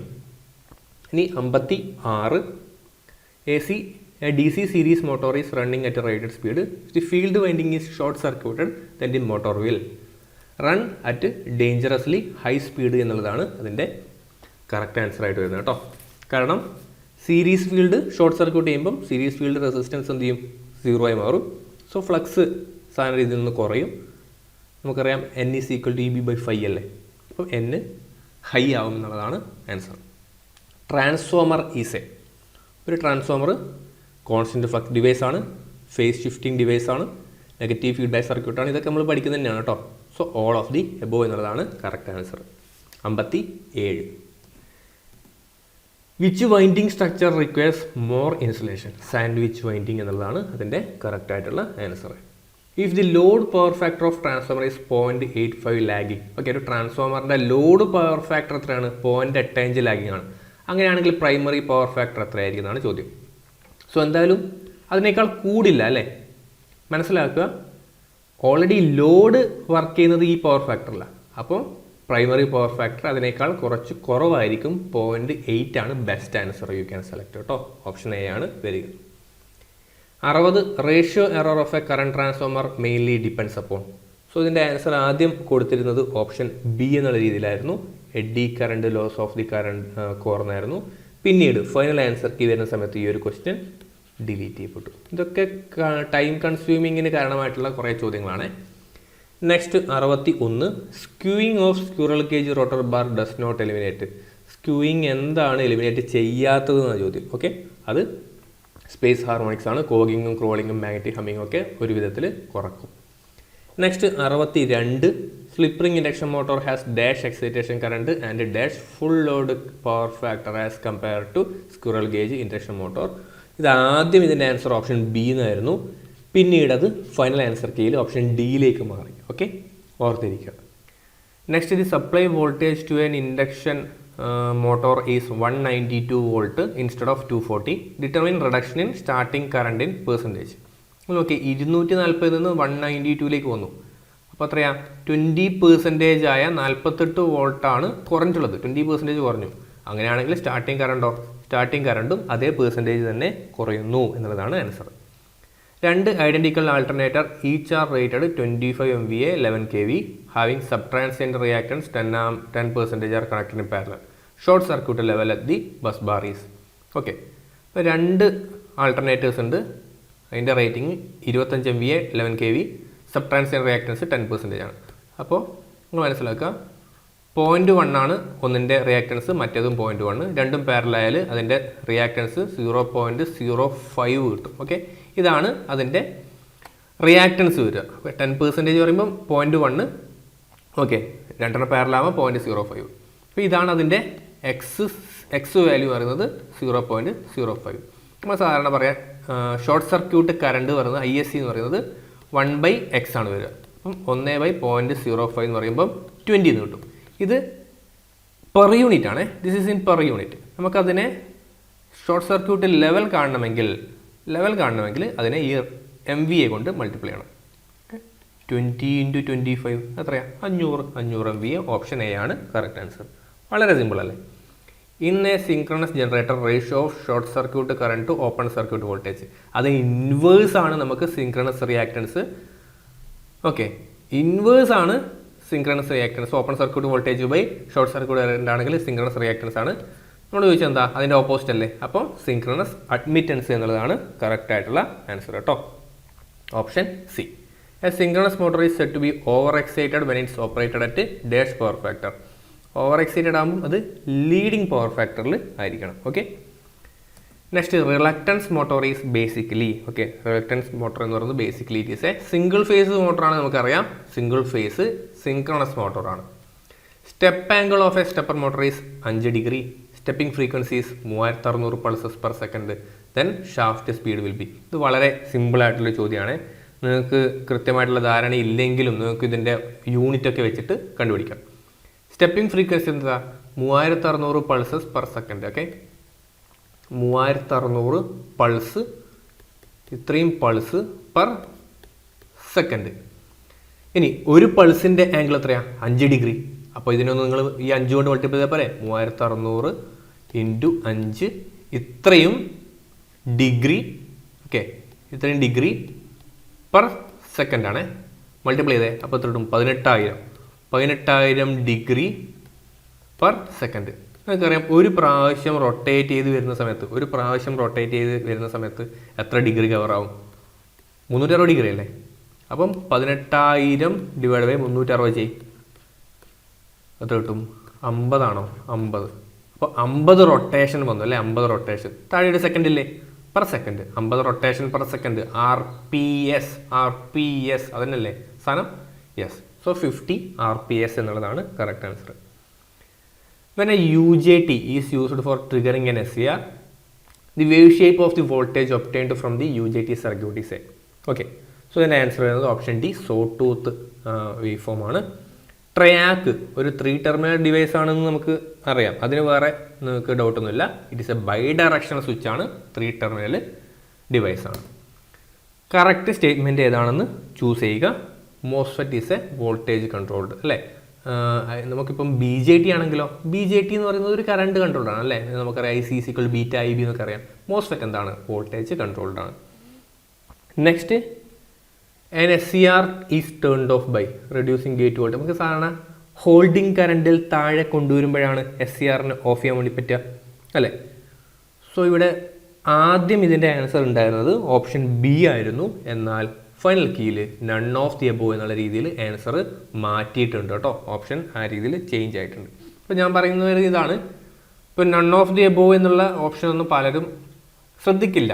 അതിനിടയിൽ തന്നെയുള്ള ഇപ്പോൾ ഇതിൽ തന്നെ ബെസ്റ്റ് ആൻസർ ഏതാണ് എന്നുള്ള രീതിയിലൊക്കെ നമ്മൾ എന്ത് ചെയ്യും? ആദ്യം ചൂസ് ചെയ്യും. അങ്ങനെ കുറേ സമയം പോകും. അങ്ങനെ കുറേ സമയം പോയതിനു ശേഷം ഒരു ഓപ്ഷൻ നമ്മൾ സെറ്റ് ചെയ്യും. പിന്നെയാണ് ഇത് ഡിലീഷൻ വരുന്നത്. ഡിലീഷൻ വരുന്ന സമയത്ത് ഈ പറയുന്ന ഉത്തരങ്ങളൊന്നും പ്രോപ്പർ അല്ല, നൺ ഓഫ് ദി എബോവ് ആണ് കറക്റ്റ് ആൻസർ എന്ന് പറഞ്ഞിട്ട് ആ ഒരു ചോദ്യം ഡിലീറ്റ് ചെയ്യപ്പെടും. നമ്മുടെ സമയവും കുറേ പോയിട്ടുണ്ടാവും. Next, the load voltage of a chopper can be controlled by varying duty സൈക്കിളാണ്. വളരെ സിമ്പിളാണ്. നമ്മൾ ചോപ്പറിൻ്റെ കേസിൽ എന്താ ഡ്യൂട്ടി സൈക്കിൾ നമ്മൾ അഡ്ജസ്റ്റ് ചെയ്തിട്ടല്ലേ അതിൻ്റെ വോൾട്ടേജ് നോക്കുക അല്ലേ? Which of the device convert AC supply of 1 frequency into AC supply of different frequency. ACനെ ഫ്രീക്വൻസി ചേഞ്ച് ചെയ്യുന്നത് cycloconverter. SMBS working on the principle of chopper principle അല്ലേ? വളരെ സിമ്പിളായിട്ടുള്ള ഡയറക്റ്റ് ആയിട്ടുള്ള ചോദ്യങ്ങളാണ്. One of the basic requirement of servo motor is that it must produce high torque at all സ്പീഡാണോ? Yes, option B speed തന്നെയാണ്. Registers of microprocessor which keep track of the execution of program and which contain the memory address of next instruction to be executed അല്ലേ? ഇത് direct ആയിട്ടുള്ള അതിൻ്റെ definition തന്നെയാണ് ഇവിടെ ചോദിച്ചിട്ടുള്ളത്. Option program counter, option B ആണ് correct answer. Size of RAM and ROM in 8051 micro controller. നമ്മൾ micro പ്രോസസ്സറും micro കൺട്രോളറും ഒക്കെ പഠിക്കാനുണ്ട്. 2-3 ചോദ്യങ്ങളൊക്കെയാണ് സാധാരണയായിട്ട് ചോദിക്കാറുള്ളത്. ആൻസർ എന്താണ്? യെസ്, 128 ബൈറ്റ് മാത്രമാണ് റാം. കാരണം അതൊരു സ്പെഷ്യൽ പർപ്പസിന് മാത്രം വേണ്ടി യൂസ് ചെയ്യുന്നതല്ല, അതുകൊണ്ട് തന്നെ റാം വളരെ കുറച്ച് മതി അല്ലേ. റോമും ആ രീതിയിൽ 4 KB ആണ്. ഏത് ടൈമറാണ് 16 ബിറ്റ് കണ്ടീഷനിൽ timer can operate in 16 bit കണ്ടീഷനിൽ ഓപ്പറേറ്റ് ചെയ്യുന്നതെന്നാണ് ചോദിക്കുന്നത്. ടൈമർ 1 ആണ്. PLC ഏത് രീതിയിൽ? 2 രീതിയിലാണ്. Fixed PLC, then modular PLC, 2 ക്ലാസിഫിക്കേഷനാണ് ഉള്ളത്. Which of the following are components of process automation? Sensor, actuator, controller. അപ്പോൾ എല്ലാം ഉപയോഗിക്കുക അല്ലേ. 81D ആണ് അതിൻ്റെ correct answer. Then distributed control system is dash system എന്നുള്ളതാണ് ചോദ്യം. അതാണ് it is A computerised control system. Which of the following is correct statement? Okay, താഴെ പറയുന്നത് ഏതാണ് കറക്റ്റ് എന്നാണ്. PI controller improve steady state കറക്റ്റാണ്. PD കൺട്രോൾ ട്രാൻസിയൻറ്റ് കറക്റ്റാണ്. ഇപ്പോൾ രണ്ടും അല്ലെ, ബോത്ത് A and B ആണ്. How many levels are present in distributed control system manufacturing എന്നുള്ളതാണ് അടുത്ത ചോദ്യം. എത്രയാണ്? 5 ലെവൽസ് എന്നുള്ളതാണ് കറക്റ്റ് ആയിട്ടുള്ള ആൻസർ കേട്ടോ. Then next, band gap of silicon at room temperature. ഇത് എനർജി ഗ്യാപ്പാണ് ചോദിച്ചിരിക്കുന്നത് കേട്ടോ. അപ്പോൾ അത് ഓപ്ഷൻ സി ആണ്, 1.1 ഇലക്ട്രോൺ വോൾട്ട്. റൂം ടെമ്പറേച്ചർ എന്ന് പറയുമ്പോൾ 27 ഡിഗ്രി സെൽഷ്യസ് എന്നുള്ള രീതിയിലാണ്, അല്ലെങ്കിൽ 300 കെൽവിൻ എന്നുള്ളൊരു രീതിയിലുള്ള ക്വസ്റ്റനാണ് ചോദിക്കുന്നത്. Okay. Then 86, emitter of a transistor is generally heavily doped. എന്തുകൊണ്ടാണ്? Has to supply charge carriers അല്ലെ, കൂടുതൽ ചാർജ് കാരിയേഴ്സിന് സപ്ലൈ ചെയ്യണത് കൊണ്ടാണ്. Ripple frequency of the output wave form of a full wave rectifier when fed with a 50 Hz sine wave. ഏതാണ് സാധനം? Full wave rectifier ആണല്ലേ. Ripple frequency വരുമ്പോൾ അത് ഡബിൾ ആയിട്ടുണ്ടാവും, അപ്പോൾ 100 Hz ആയിട്ട് മാറിയിട്ടുണ്ടാവും. A Zener diode when used in voltage stabilization circuit it is biased in. നമ്മളെപ്പോഴും റിവേഴ്സ് ബയാസിലാണ് നമ്മൾ ചെയ്യുക, reverse break down region. Regulator IC 7905 നോക്കുകയാണെങ്കിൽ തന്നെ നമുക്ക് മനസ്സിലായത് 5 വോൾട്ടിൻ്റെ ആണ്, -5 വോൾട്ടാണ് അതിൻ്റെ വോൾട്ടേജ് കേട്ടോ. അത് റെഗുലേറ്റർ IC ആണ്. Okay. Next, network that shift a wave form to a different DC level. DC level adjust ചെയ്യുന്ന ആരാ? ക്ലാമ്പർ ആണല്ലേ, ക്ലാമ്പ് ചെയ്യും. ഓക്കെ. ക്ലിപ്പർ എന്താ? ക്ലിപ്പർ കട്ട് ചെയ്യുകയാണ് ചെയ്യുന്നത്. അപ്പോൾ കറക്റ്റായിട്ട് വളരെ ഈസി ആയിട്ട് ആൻസർ ചെയ്യാൻ വേണ്ടി സാധിക്കും. Which of the following multi vibrator is called flip flop? എന്താ? ബൈസ്റ്റേബിൾ മൾട്ടി വൈബ്രേറ്റർ ആണ് നമ്മുടെ flip flop. Next, following circuit is a dash clipper. കണ്ടോ ഇവിടെ നോക്കിയേ, ഇതൊരു ഷണ്ട് ക്ലിപ്പറാണെന്ന് നമുക്ക് മനസ്സിലായി. എന്തുകൊണ്ടാണ്? നിങ്ങൾ നോക്കിയേ, ഡയോഡ് കണ്ടോ, ഡയോഡ് ഷണ്ടായിട്ടാണ് അല്ലേ. അപ്പം എയോ ബിയോ. ഇനി ഈ ഡയറക്ഷൻ പോസിറ്റീവ് അല്ലേ, അപ്പോൾ ഷണ്ട് പോസിറ്റീവ്. വളരെ എളുപ്പത്തിൽ ആൻസർ ചെയ്യാൻ വേണ്ടി പറ്റും. 2 amplifiers R connected in series. Okay, cascaded ആയിട്ട് കണക്ട് ചെയ്ത് കഴിഞ്ഞാൽ ഗെയിന് മൾട്ടിപ്ലൈ ചെയ്യണമെന്നാണ്. സോ 0.05 ഇൻപുട്ട് കൊടുത്തു, 15 × 12 വന്നു. 15 × 0.05 എന്ന് പറയുമ്പോൾ എത്ര വന്നു? 0.75 × 12 ചെയ്ത് കഴിഞ്ഞാൽ 10 വരുമ്പം 9 വോൾട്ട് അല്ലേ. 9 വോൾട്ട് എന്നുള്ളതാണ് correct answer. How many type of coupling method are there in A single stage transistor amplifier? എനിക്ക് തോന്നുന്നു 4 എന്നുള്ളതാണ് അതിൻ്റെ കറക്റ്റ് ആയിട്ടുള്ള ആൻസർ. സോ ആദ്യം ഇത് ഓപ്ഷൻ സി എന്നുള്ള രീതിയിൽ വന്നിരുന്നു, പിന്നീട് ഇത് ഡിലീറ്റ് ചെയ്തു കേട്ടോ. ഈ ഒരു ചോദ്യം പിന്നീട് ഡിലീറ്റ് ചെയ്യപ്പെട്ടു.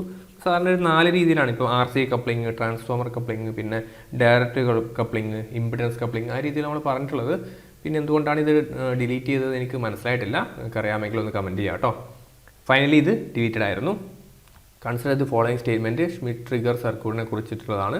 സോ ഇതിൻ്റെ ആൻസർ വരുന്നത് ഓപ്ഷൻ സി ആണ്, 1 and 2 only. Output of Schmitt trigger will be triangular with output square wave. അല്ല, തെറ്റാണ്. ഓപ്ഷൻ സി ആണ് ഇതിൻ്റെ കറക്റ്റ് ആൻസർ കേട്ടോ. Next, op amp perform which type of mathematical operation? Op amp സാധാരണയായിട്ട് frequency dependent, linear, non linear എല്ലാത്തിലും നമുക്ക് operate ചെയ്യാൻ വേണ്ടി പറ്റും, യൂസ് ചെയ്യാൻ വേണ്ടി പറ്റും. സോ ഓൾ ദി എബോവ് എന്നുള്ളതാണ് കറക്റ്റ് ആൻസർ.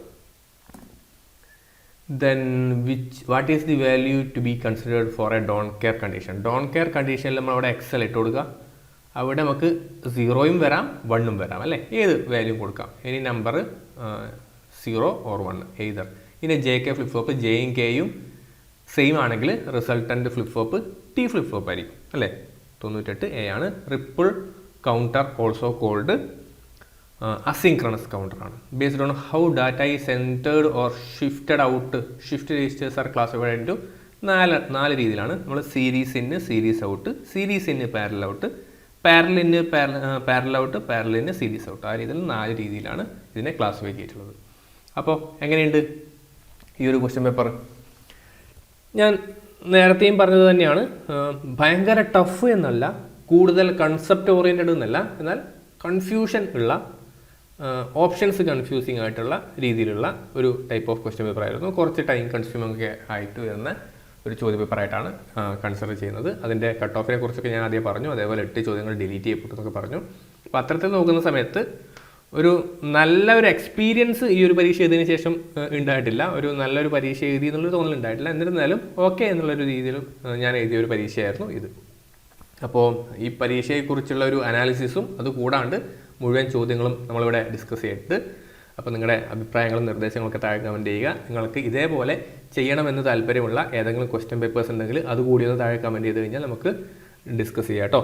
പിന്നെ അതേപോലെ നിങ്ങൾക്കൊരു ഏതെങ്കിലും ഒരു ടിപ്പിക്കൽ എക്സാമിന് വേണ്ടിയിട്ട് എങ്ങനെ പ്രിപ്പയർ ചെയ്യണം, അല്ലെങ്കിൽ ഇൻ്റർവ്യൂസിന് എങ്ങനെ പ്രിപ്പയർ ചെയ്യണം. ഞാനിപ്പോൾ നിലവിൽ KCB sub engineer, assistant engineer, lecture in poly തുടങ്ങിയ പരീക്ഷകൾക്ക് വേണ്ടിയിട്ടുള്ള കേരള PSCയുടെ ഇൻ്റർവ്യൂവിന് വേണ്ടിയിട്ട് പ്രിപ്പയർ ചെയ്തിട്ടുണ്ട്. ഇൻ്റർവ്യൂസ് ഞാൻ അറ്റൻഡ് ചെയ്തിട്ടുണ്ട്.